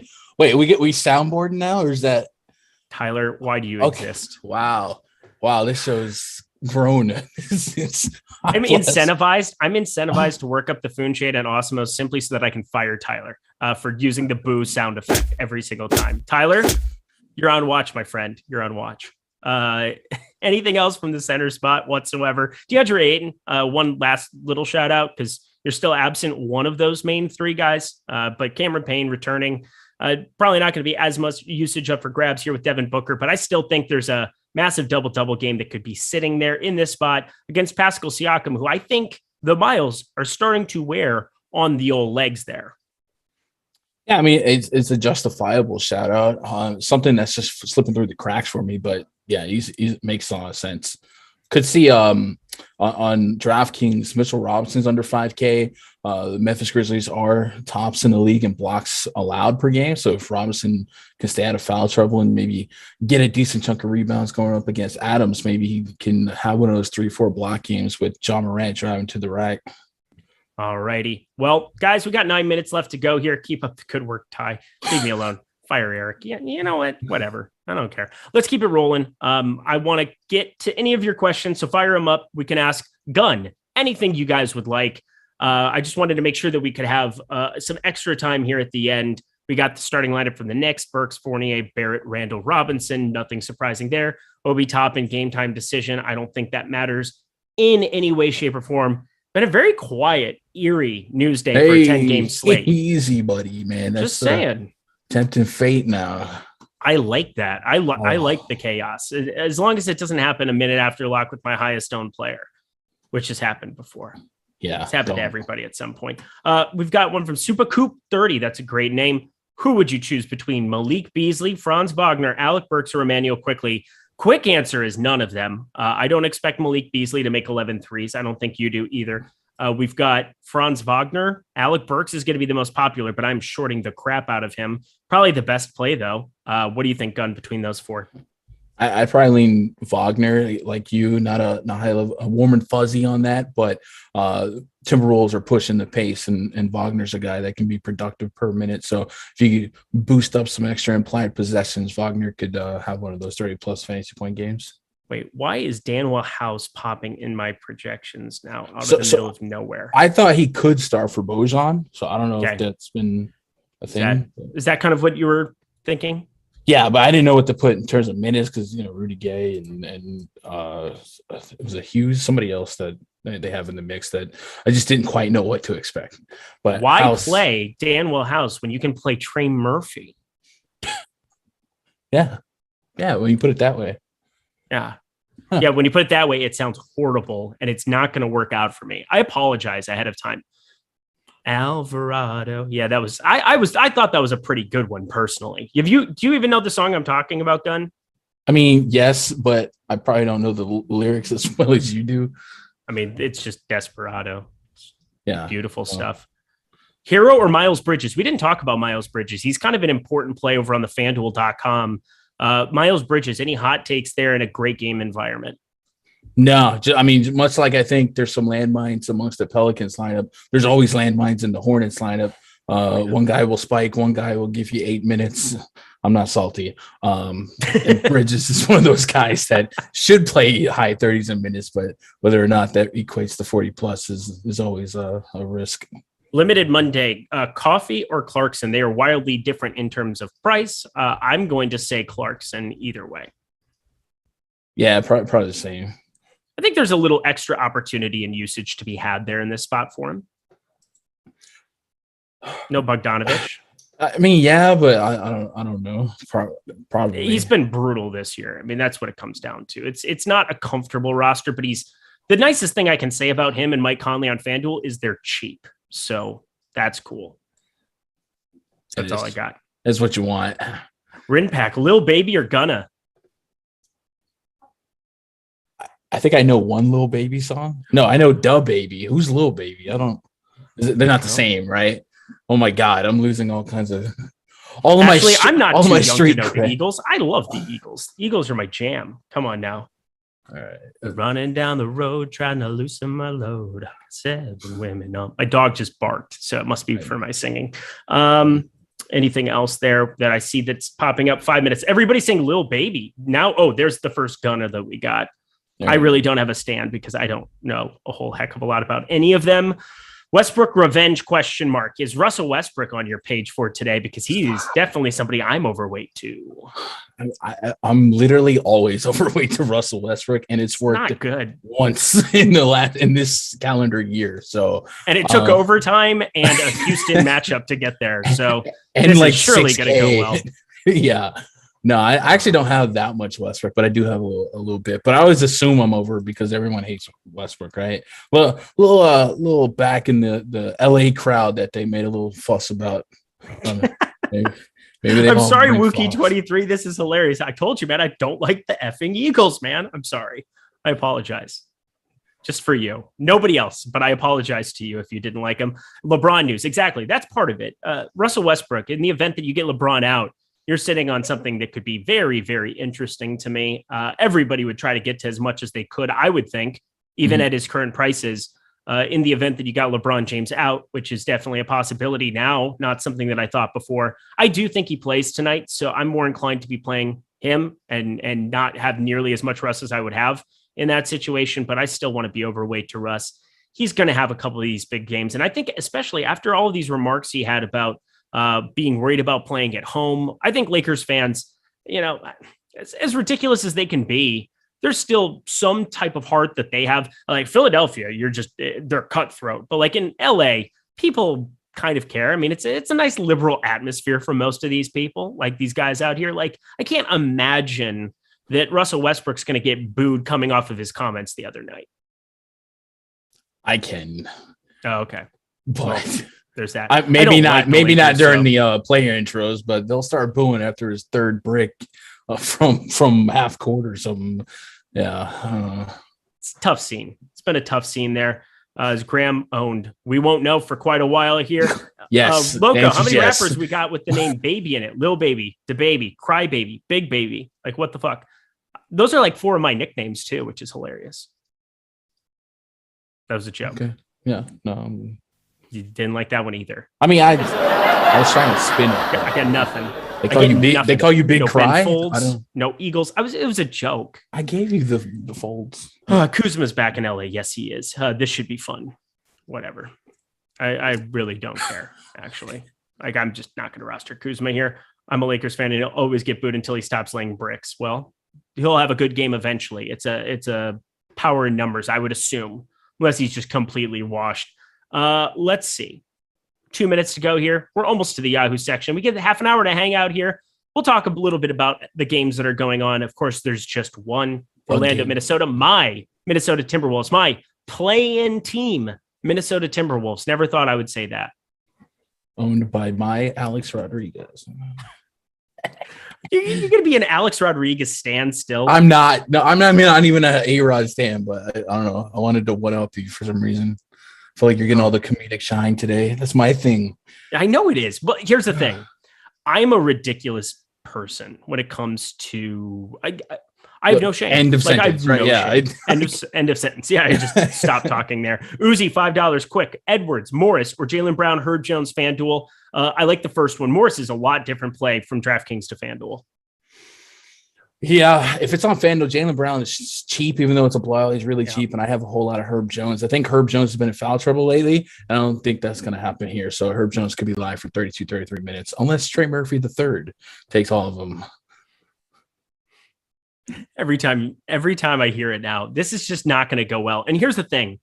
This was an idea planted, a seed planted by one Rinpack last night on the NBA Slate Starter podcast, where we kind of talked through it, and I was like, whoa. But I trust when Rinpack sees something in a player, and it's the same way that for me, there's certain guys where it's like, I saw Patrick Mahomes play Iowa State, and I was like, this guy is probably going to be the greatest quarterback of all time. And I said that when he was in college, and he's not close to Tom Brady here now, but I would say he's pretty good at football. Feels like a good call. He's no Eli Manning, but yeah. Oh my God. I'm just wow. I feel like there's okay. All right. I'm not though. I'm an Odell stan. It's all right. I like Patrick Mahomes. So that's a good stand to be. That went from being very unfashionable to fashionable real quick. Manny C, a 12-month member. Holy crap. What a way to kind of ring in this half-hour show. Manny C, appreciate you. Love seeing you here in the shows. Eytan Jones, $2. Thibault or Kaminga. Oh, those are from a different show because that makes no sense. Tyler Zander. See, I knew I was going to update. Gray sent $1.99 super chat. Top center and Toronto plays on FanDuel. Go Stros. Oh man, look at that. Okay, well, had me in the first half. Not gonna lie. That was a YouTube joke. I liked that. Yeah. So he said top center. So Jonas Valanciunas. Yeah. Same. And then for Raptors, I guess Van Vliet and Siakam flip a coin. All right. Dean Wade will remain in the starting lineup. I expected that. That's cool. We got something from News God here coming in. Jason Kidd said Spencer Dinwiddie and Josh Green will start tonight versus the Rockets. Josh Green starting. More for us than any long-term thing. Well, that makes my Josh Green call feel a lot better. But I mean, here's the thing. People are going to be able to get there in a meaningful way here. That hasn't even hit other news sources. News God, you were just crushing the game, my friend. Spencer Dinwiddie, Josh Green starting for Jalen Brunson here. How do we feel about Josh Green now? So that's some intel on the plan for Kleber. So Kleber probably just split center with Dwight Powell. Yes. Split center. I think he Maybe probably comes out and plays yeah. because Bertans is there in the rotation now, and he's been playing that like 15-minute role, 15-minute role here for this team of late. Really, it's been pretty easy to figure out. Sterling Brown probably gets some extra minutes. So I'm going to add, let's do this. Let's talk through it quick. So this is kind of important because this is a team with a lot of value. We'll talk about this, then we'll get to our friends here at Yahoo, and we're going to build some lineups over there, which is going to be awesome. But Maxi Kleber, I had him at 26 minutes. I probably I don't really want to take anything away from him. Are they? The chat's saying Kleber out. Do they mean Kleber out of the pool or no? Kleber's not out now. Okay, I've seen a couple of people say that. Whoa. Okay, so we just go to the timeout button. Kleber out. Damn. Timeout. Nope. This is not true things. These are not true things. Oh, okay. That's a lot. If they end up being true things, you've just been timed out for 30 seconds or for 300 seconds, and you'll be back and it'll all be okay. But no fake news in the chat. If it's not reported from a credible source, or if it's not reported by News God there in the chat, I'm pretty sure. Ban them. I was going to say, I've gone on my tirades before. I'm feeling pretty nice today. I would say I'm in a good spirit. There's only one game to lock there, so we don't have a whole lot to have to worry about. If it's true, I got them. Yeah, no, it's true. Yeah, okay. You can ban them if it ends up being false, if you really want to. But Josh Green or Zaire Williams, DK, it's still going to be Josh Green no matter what. Yeah, the Rockets red glare. I don't know. Red green. I see what you did there. I mean, it's like Christmas though. Yeah. Beautiful attempt. There's a lot of more assists in that lineup for Luka, so I'm happy about that. A lot more assists by you on this show today, I must say. You've definitely been setting me up to shoot from three today. I appreciate that. I'm just like old high school days, man. Your old high school days. You're back to banging threes. Yeah, that was my jam. All conference, no big deal. Dwight Powell, I'm not going to change a whole lot there. I mean, we had him projected 24.5. As you said, it could be a split 24, 24, 25, 23, him and Kleber, but I'm assuming Kleber shares the floor with him a little bit here. That would be a little strange to me if they didn't. Bertans only playing 15 minutes. I'm going to give Sterling Brown like 16 minutes, 17 minutes or so. Josh Green, though, goes from 25. I'm going to project him. He had 2 starts, 20 and 25 minutes in those 2 starts this season. So not a huge sample size. But think about all the different scenarios that we have there. No Jalen Brunson, no Dorian Finney-Smith. I know COVID was a thing once. When were those starts specifically? They were 15th and 17th of February, so they would have had almost full forces there. Josh Green, I'm going to project for around 30 minutes now. He's a very, very good piece of value for me. Yeah, I don't want to get overconfident here, but... Oh, no. But... it will cut into my Trey Murphy III exposure, which is all I'm trying to do at this point is weasel myself out of that. Yeah, I mean, I get backstepping is probably the wise move to do here until we get that Pelicans confirmed lineup, and then you can celebrate. All right. Well, as you update everything on your end here for the Mavs, I'll talk a little bit about Yahoo here because again, we partnered with them. They're an awesome site, lowest rate you're looking at, period. As I talked about earlier, they have a $15 10K to first. So 5-figure payout up top. 3.8K entries. So it's still 400 entries away from filling. I think we need to fill that up here. If you're a new user, if you haven't played over at Yahoo, sign up using the description in the box below. Sign up using that link. Use promo code Awesemo. Get a free month of Awesemo plus Platinum. It's as simple as that. It's really not that hard, and you get access to everything we offer behind the paywall for a whole month. That'll carry you all the way up to the Masters, which you're definitely going to want to have some access to some golf projections for. That's going to be a lot of fun. But let's jump over to Yahoo, my friend. Talk a little bit about it. It's always a different puzzle to put together. I always say you have to pay up for nice things playing over at Yahoo because the guys are drastically more expensive relative to the cap. You have a $200 cap. Luka is $56. That makes him a lot different play to consider over here as opposed to the other sites. His ownership is only 30% there as opposed to nearly 50% on other sites. How do you view Luka at $56 compared to DraftKings and FanDuel? So, yeah, I mean, the way their salary set up, it's always you got to pay up and get studs in terms of percentage of salary, but they usually have a lot of great value. So like Devontae Graham's $11, right? We mentioned Alvarado, Dwight Powell. There's a lot of guys that are close enough to $10 to kind of offset. Sengun's $19. So I still view Luka as a big piece of tonight's puzzle. 10-game slate. There's going to be more value to get to those raw points. And if he's going to lead the entire slate in fantasy points by 10 or more fantasy points, I think that's an outcome here. I do want to find a way to go get him.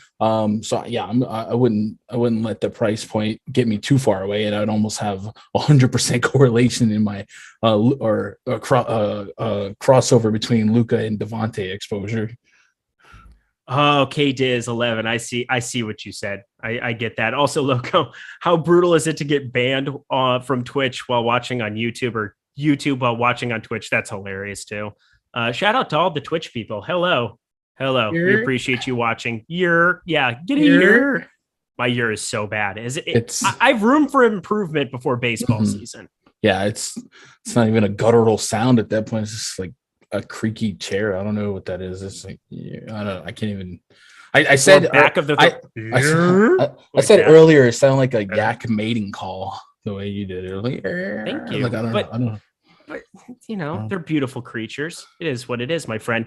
Devin Booker at $43 is only 3% over on Yahoo. I want to be overweight to that. We'll put all of the guards into this grouping here. LaMelo Ball $35. Not lately, folks, I can tell you that much, but the guy we got to talk about, $11 Devontae Graham, impossible. And I mean truly impossible not to roster a ton of him. Out of my 150, he's going to be in north of 75% of them. Devontae Graham, any questions, comments, concerns for that number at $11? Play him. Question, play him? There's a question. Play him, comment. Play him is a concern. Play him. Do it. Oh my God, it's so good.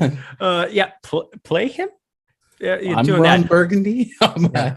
I will say Malik Monk's $18, and if you end up getting a LeBron James kind of deal, swapping is going to be a pain in the old, you know what. So $54 for him. Again, I project LeBron in. I'm getting 37% of him over here. He's kind of my priority alongside. I'm getting to a little Luka, but forward is a lot more barren, especially because of Graham being there and available at $11. Looking further down, is there any contrarian guard that you want to give a shout out over on Yahoo compared to the other sites? I don't know. Look at low teens in ownership. Guard. John Morant's 8%. In the grind house, he's always live for 50 plus fantasy points.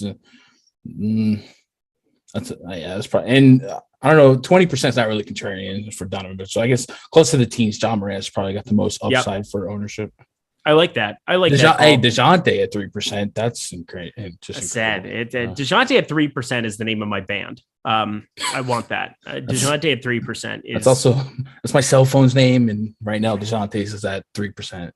So I love DeJounte a lot. DeJounte, are you riding? That's terrible. That was awful. Was that another boo in my ear? Wait, was that one for me? Another boo? Tyler, I thought we had for me something. Or for Gun. You definitely don't have something with Tyler. Right. Tyler is definitely the person who will be nice to your face and then will be nice to you behind your back, but he will do so in a way that makes him feel as though he's got the better of you. We both just he agrees. That's exactly the way that Tyler is. He just needs to win. Whatever the game is, it's just about winning. Let's head to forward here. 20 minutes to go. That game is going to get started. Double center night on Yahoo. Question mark got a ton of 2 of these 3, Şengün, Jonas, and Gobert. Me too, pal. Me too. DraftKings and here where you can play Şengün. Şengün, center only here. You have exact strict positionality. So we will get to him here. Probably my favorite play to play, period, over on the old Yahoo relative. Even at 50%, I'm going to be over that. But forward, Jackson Hayes getting a lot of attention there at $12. KJ Martin, LeBron James at the top end, some really popular guys, but nobody getting above 33%. Who are you looking to roster most at forward, Gun? Yeah, I mean, it's Jackson Hayes, but that's consistent with the crowd. The most of on, I don't really have any like true high end ownership at the strictly forward spot. I guess Kenyon Martin without Christian Wood and Jayshawn Tate at $13, just a lot of opportunity with that. And then going against not Clayball, I will say I do respect Clayball defensively a little bit. I don't have enough intel on Josh Green over DFS to assume that it's anything less than a lateral. So maybe Kenyon Martin at $13 as a forward, but as power forward. I don't know if you're just looking at forward in general. Yeah, I think just forward in general, kind of looking. Again, we've talked about a lot of our plays. It's always a different puzzle to put together because LeBron, you really have to pay up to go get him at $54. And then the cheapies, these $10 guys go such a long way for you to elevate your floor just by jamming in some of these top tier guys. I mean, you're getting a Jackson Hayes who's, for all things considered, I mean, he shouldn't be 4K on FanDuel. He shouldn't be, sub 5K over on DK either. But at $12, you're basically paying, that's equivalent to like $3,500 for him. He's just so good to be able to get at that bottom end here. Starting lineup for the Cavs: Garland, Okoro, Wade, Markin, and Mobley. Exactly what we expected. We move on. I suppose Miles Bridges, shout out to him. I'm well overweight to his number at $30 over on Yahoo. I didn't really expect to be because I'm not really massively overweight anywhere except for FanDuel. It was impossible to get away from 6,800 for him over there in this Pelly spot where you roster a lot of Pellys. It makes sense to get to him. Last shout out. Nicholas Batum is $11 over here. He is an absolute smash on Yahoo. I didn't want to be the one to bring him up. I did because let me take that bullet. That's nice. You know what I'm saying? We'll clip. No, actually, I was listening to Greg on earlier, and I mean, he made a lot of sense. Without Robert Covington, there's some immediate, maybe a benefactor in terms of expected minutes. So if you're going to get 30 plus minutes, especially at this price on Yahoo, this is what we call chip in the chair territory. I think if he falls into, high 20s fantasy points and Yahoo being that, defensive minded scoring, you get a couple blocks here or still there. I think that price point on Nick Batum certainly could be a good value play to go get you some Luka and not stress as much on your salary. I missed hearing chip in a chair. I also missed bomb detector. I miss. Dude, just get ready. I need a minute. Let me put a waist high cup on the edge of my table and knock it over. Wait, can I say that? Yeah, you can say whatever you want on the show. I don't know. Are you kidding rules. me? There's no rules. Them's the rules. The rules are there's nothing you could possibly say that's worse than something I've said. Okay. So you're okay. Like Trey Murphy the third at that bad? Golly. Worse somehow in some way. Actually, no, probably not. But Melkin starting lineup. We do not have the Pelicans starting lineup. If we did, I guarantee you I would be talking about the Pelicans starting lineup because it matters a lot here. That's the deal for me. Keeping Batum on FanDuel. Yeah, 4,100 for him over there. Definitely check that out. Also, check out that like button in the corner of your screen. 735 likes. I would love to get over 800 here by the end of the show. That would make me feel like Gunn and I really accomplished something here together. The reuniting of Gunn and myself. I think, are we doing a podcast on Sunday night too? Is this something that I'm aware of? Maybe. I'm not that I know of, but I'll double check. I never say no. So I don't want to say something that is not true or throwing it out there. Let me just double check. I'm going to Sunday. We look at Monday here. We're starting a podcast about indie music or something. It's nothing to do with NBA. Oh, dude, that'd be great. Who's your favorite band, Gun? It probably is. I don't know. Hillsong United. I'm in a Christian worship, so who would have thought it, right? I don't know. I'm with Pete Rogers on Sunday night. I apologize, Gun. I love you so much. That's just the way that it comes down to. And so I apologize. You know, you're the backup for the backup for the backup for the backup for the backup. And that's good enough for me. Yeah. No? That's a lot of backing that thing up. You're ridiculous. You're so great, though. Let's round out the forward spot over here on Yahoo. Do we have this game starting here in the corner? Let me pull up the old Minnesota Timberwolves. Excited to watch them lose to the Magic. That would be the most textbook Minnesota sports thing ever. Oh, no, they're up 12-7. Good times. As Anthony Edwards knocks down a 28, just a deep three. Patrick Beverley, 2 quick fouls, but yet 2 for 3 from 3 as well. We target volume here in these streets. Oh, did he just make another 3? Is he 3 for 4? Yeah, he is. 3 for 4. Starting off the game from 3. Patrick Beverley season, 4,900 on FanDuel.com. I have 18%. That's kind of fun to walk into. That's enjoyable. But forward, anything else over here on Yahoo that you want to talk about? Forward, no. Yeah, me either. It's a pretty gross position. You know, it's not center. Yahoo is by far my favorite place to roster centers because Şengün is $19. Absolute smash. Jonas Valanciunas, $29. Absolute smash. Kleba is 12. Siakam, 35. Dwight Powell, 10. Lots of different guys. I mean, your boy Dwight Powell, $10. I think I can get down with a little bit of that here on this slate. But I mean, Şengün for me, just a massive priority at 19. What sticks out to you here at the center spot, Gundacker? Yeah, I mean, I just amongst the slate in general, Jonas Valanciunas has been a massive priority for me. And we talked about Rudy Gobert in the scoring on Yahoo being beneficial to a block-centric guy. I do kind of wonder now that Kleyba's name not in that nice little starting lineup that makes you feel all nice and warm inside. I wonder if his ownership takes a step backwards for people not. And I still think his minutes would probably still be fine for high 20s, and it's still a lucrative spot. So I don't know. Maybe we get a discounted ownership on that. You do kind of have to choose between the two on Yahoo. I definitely wouldn't play both him and Powell in the same lineup, but they both kind of stick out. But yeah, J-Val has been a priority all day long, all day strong. All day long, all day strong. Where do you, when you go to the lab, do you just come out do you just, when you drop the beats, you just kind of know, you're just like, well, I just created the hot fire. Do you make the beats with Jordan Klein for super our shows? Hot fire, but I'm not a rapper. Yeah. It's, it's just a package God delivered. I signed for it, that type of thing. I don't know. You're as good as it gets. I'm getting my lineups updated here for Yahoo. Same. Paste, copy, paste. Again, if you feel like we're going on a tangent talking about something and we're not 100, you're not 100% following the logic of what we're saying, what we're probably doing is updating our lineups.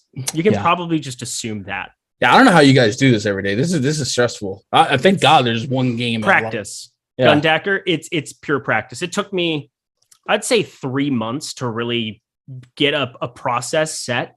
And here's the thing, I still screw it up because what happens is you either get a super chat or you get a point of conversation or you have a disagreement about things. Luckily, we've been in pretty good lockstep, I think, on this slate. So we're not too far apart, Trey Murphy III, but we're not too far apart on things. So I think it's been pretty smooth sailing as far as just being able to go thing to thing to thing. So let me get this here. Tyler Zander, thank you. Here we go. Jake Lindland sent $1.99 super chat. Is Maxi Kleber still a core play tonight, not starting? Gundacker, your thoughts? No. Core was kind of a tough word to put on him anyway. I was getting to a decent chunk, but it wasn't like I was expecting the world from him. I still think if you're going to get 25 to 30 minutes against the Houston Rockets at that price point all across the industry with the Rockets allowing a high amount of steals and blocks per game, I think that's right up Kleber's alley. I would prefer the most overlap with a guy like Luka to set up his shot. But Core, no, but I'm still going to have him. Like, I'm not going to remove him from the player pool. Gun once had a girl, or should I say, she once had me. That would be some Beatles. That's Christian Wood. Are you holding the headstand on the bed? I am. Find out. Just hold on. Oh, there it was. Happened. What happened? I don't know. Just got quack. That's the duck moment. It's fine. You slipped it in there. You had to. You just had to do it, Tyler. I'm going to fire you. First point of agenda as, I don't know, what would I be? There's nowhere for me to go. Tyler, you're fine. You're just fine. There's nothing I can do. I'm uncomfortable. I'm not. 1.5K people are still here hanging out because we're still waiting on news.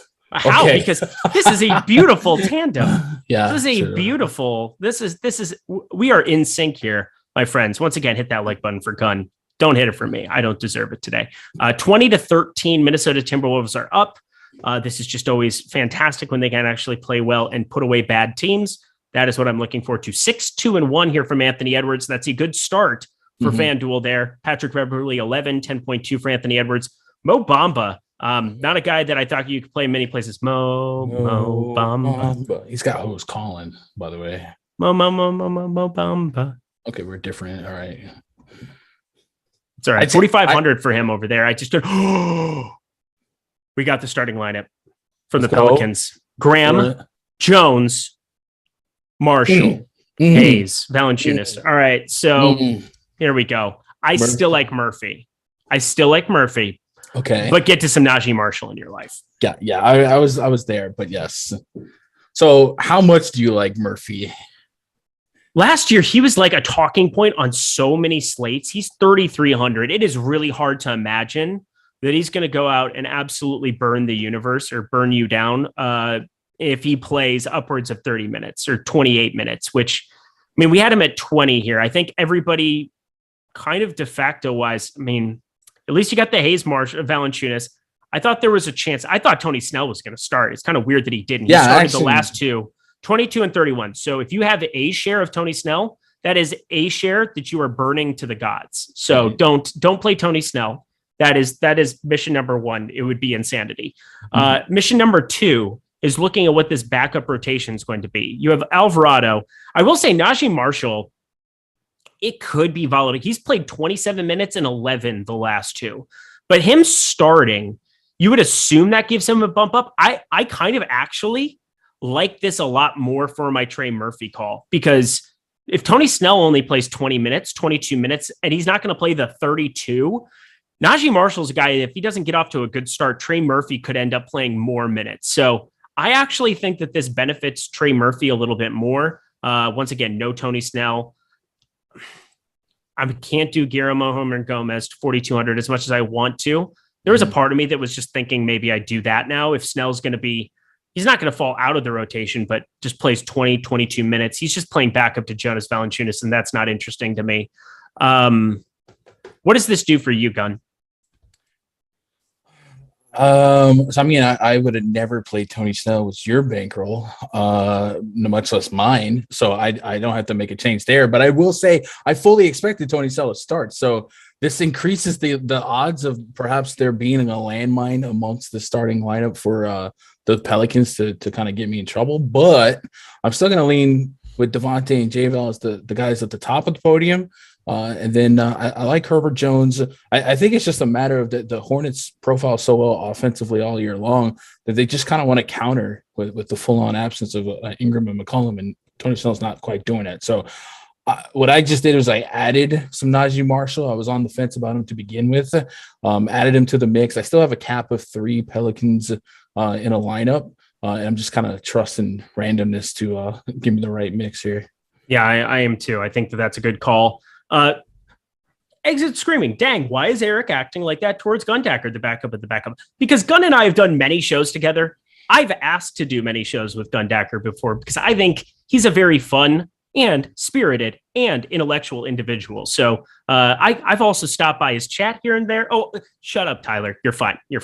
Gundacker, I stopped by his chat because, again, I enjoy this guy on the other side of your screen. That's why you're all hitting the like button as well. And go follow him at Gundacker and make sure that you're subscribing to his channel. I'll throw that in as well, because if he's too modest to do that himself, again, I'm here to build you up. So go to @Gundacker. We got to, us content people, we definitely want you all just to be hammering the subscribe button for Gundacker tonight. Yes. Do that. I want to be content with the content. Content with the content. I like that. There we go. Let's see. Najee Marshall, Kirby Puckett. That was an interesting name drop to just go into the chat. I love Kirby Puckett. He was my hero growing up. Not a great human being. Come to find that out when you're not 7 years old, but Rip City, Kirby Puckett. There was one time I actually made up his signature and tried to pretend. I was like 4 or 5 years old at spring training in Fort Myers, and I acted as though I got Kirby's autograph in this book. And my dad's like, "Oh, good job, son. Yeah, whatever." And it literally was Kirby with a backwards K and just scribbled and whatever else. Cause I wanted to look cool or sound cool. Kind of like me now. Yeah. More the things changed than what stayed the same, huh? It's true. I know. That came off harsh. God dang it. It's okay. No, it's okay. I deserve it. You know what else? There's nothing you can do to me that Greg Ehrenberg hasn't done 100-fold on this show. So you have a clean slate. Chat would agree with that here as well. Jones or Kleba? That's definitely going to be Herbert Jones for me. Yeah, I would agree. Depends on the site, I suppose, but DraftKings Kleba's cheap. Herbert Jones is not. Yeah, I like Herbert Jones quite a bit. I think people might sleep on his minutes based on recent foul trouble or scoreboards. I think if we trust Vegas for this much stay competitive, I'm in on Herbert Jones to play 35 minutes. How much Najee Marshall did you get to? Najee on FanDuel. Anywhere. Yeah, Najee 12%. 12% sounds good. Man, I'm still getting way too much Kleba. This is a problem for me right now. I need to fix this super, super quick here. I did that with the Dave Winfield. See, Terry, when you're a kid, it's just like you just wanted to, I just wanted to meet Kirby Puckett and I didn't get a chance to, and I was really bummed out. My dad's like, "Oh, it's all right. We're going to go back to the ballpark. It'll be all right." And it was not all right. I was very sad. I was very sad that I didn't get that. There's really no other point to the story other than that. I'm playing way too much Trey Murphy still. 12%, 8%, 9%, 19%. Holy Jesus. I have a problem right now. I just think he plays 26 minutes. I think there's a legitimate possibility he plays 26 minutes. But I will say, just if you're not going to have Tony Snell on the floor here to start this game, what minutes are you giving Tony Snell? Because that kind of opens up stuff for Alvarado. It could open up stuff for my boy Trey Murphy. It could open up some extra run for guys like Najee Marshall specifically, makes those minutes more secure. Like, what do you legitimately think Tony Snell does today? I mean, I'll probably baseline him at 20 and go from there. Yeah, it's kind of weird to see him be in the starting lineup and then not. But I mean, it makes sense. You need to sell out for offense in this spot, losing you're probably your best two players. So I probably expect a minimum of 20, probably a window of 20, 25. And of course, every one of those minutes being irrelevant, but it helps everyone else on the court. Yes, it sure does. What can help yourself out is just heading to Yahoo, our sponsor of this 30-minute segment. It's been a blast here as well. While you're at it too, OddsShopper, the number one place you can possibly go to help you find bets, not just for NBA, but the NCAA tournament is around the corner. The NCAA bets are posted at the top of the page there, as well as the NHL bets. You are not going to get much better. You're not going to get much better places, period. Free content. Then oddshopper.com to be able to find some of those college basketball bets. Matt Gajewski working overtime here this time of year. Definitely take advantage of checking that out here at the same time that Yahoo is the best place you can possibly play. Period. End of story. No other considerations here. I am updating everything else here for me on Yahoo to regard this Marshall news here as we start getting ourselves out of here. Gun, per usual, an absolute blast today. I hope you had fun too. Anything you want to promote for yourself? I kind of did it for you a little bit, but anything you want to promote for yourself as we get out of here? Yeah, just hit me up on Twitter, man. I like to tweet things. You're good at the tweeting things, and they're generally funny. I fully expect a "damn you LaMelo Ball" tweet coming up in our near future here tonight. That'll be fun because I'm probably going to be there with you. It's going to be sad times, but hey, everybody, hope you guys had fun. Thank you so much to Tyler Zander there behind the virtual glass, doing a great job keeping everything on the rails to a certain extent and adding sound effects, which were very annoying, but whatever, it's fine. Gundacker, thank you so much for joining. I'm Eric Lindquist. Best of luck tonight. Hopefully you got something out of this. We're out of here. Come on. I need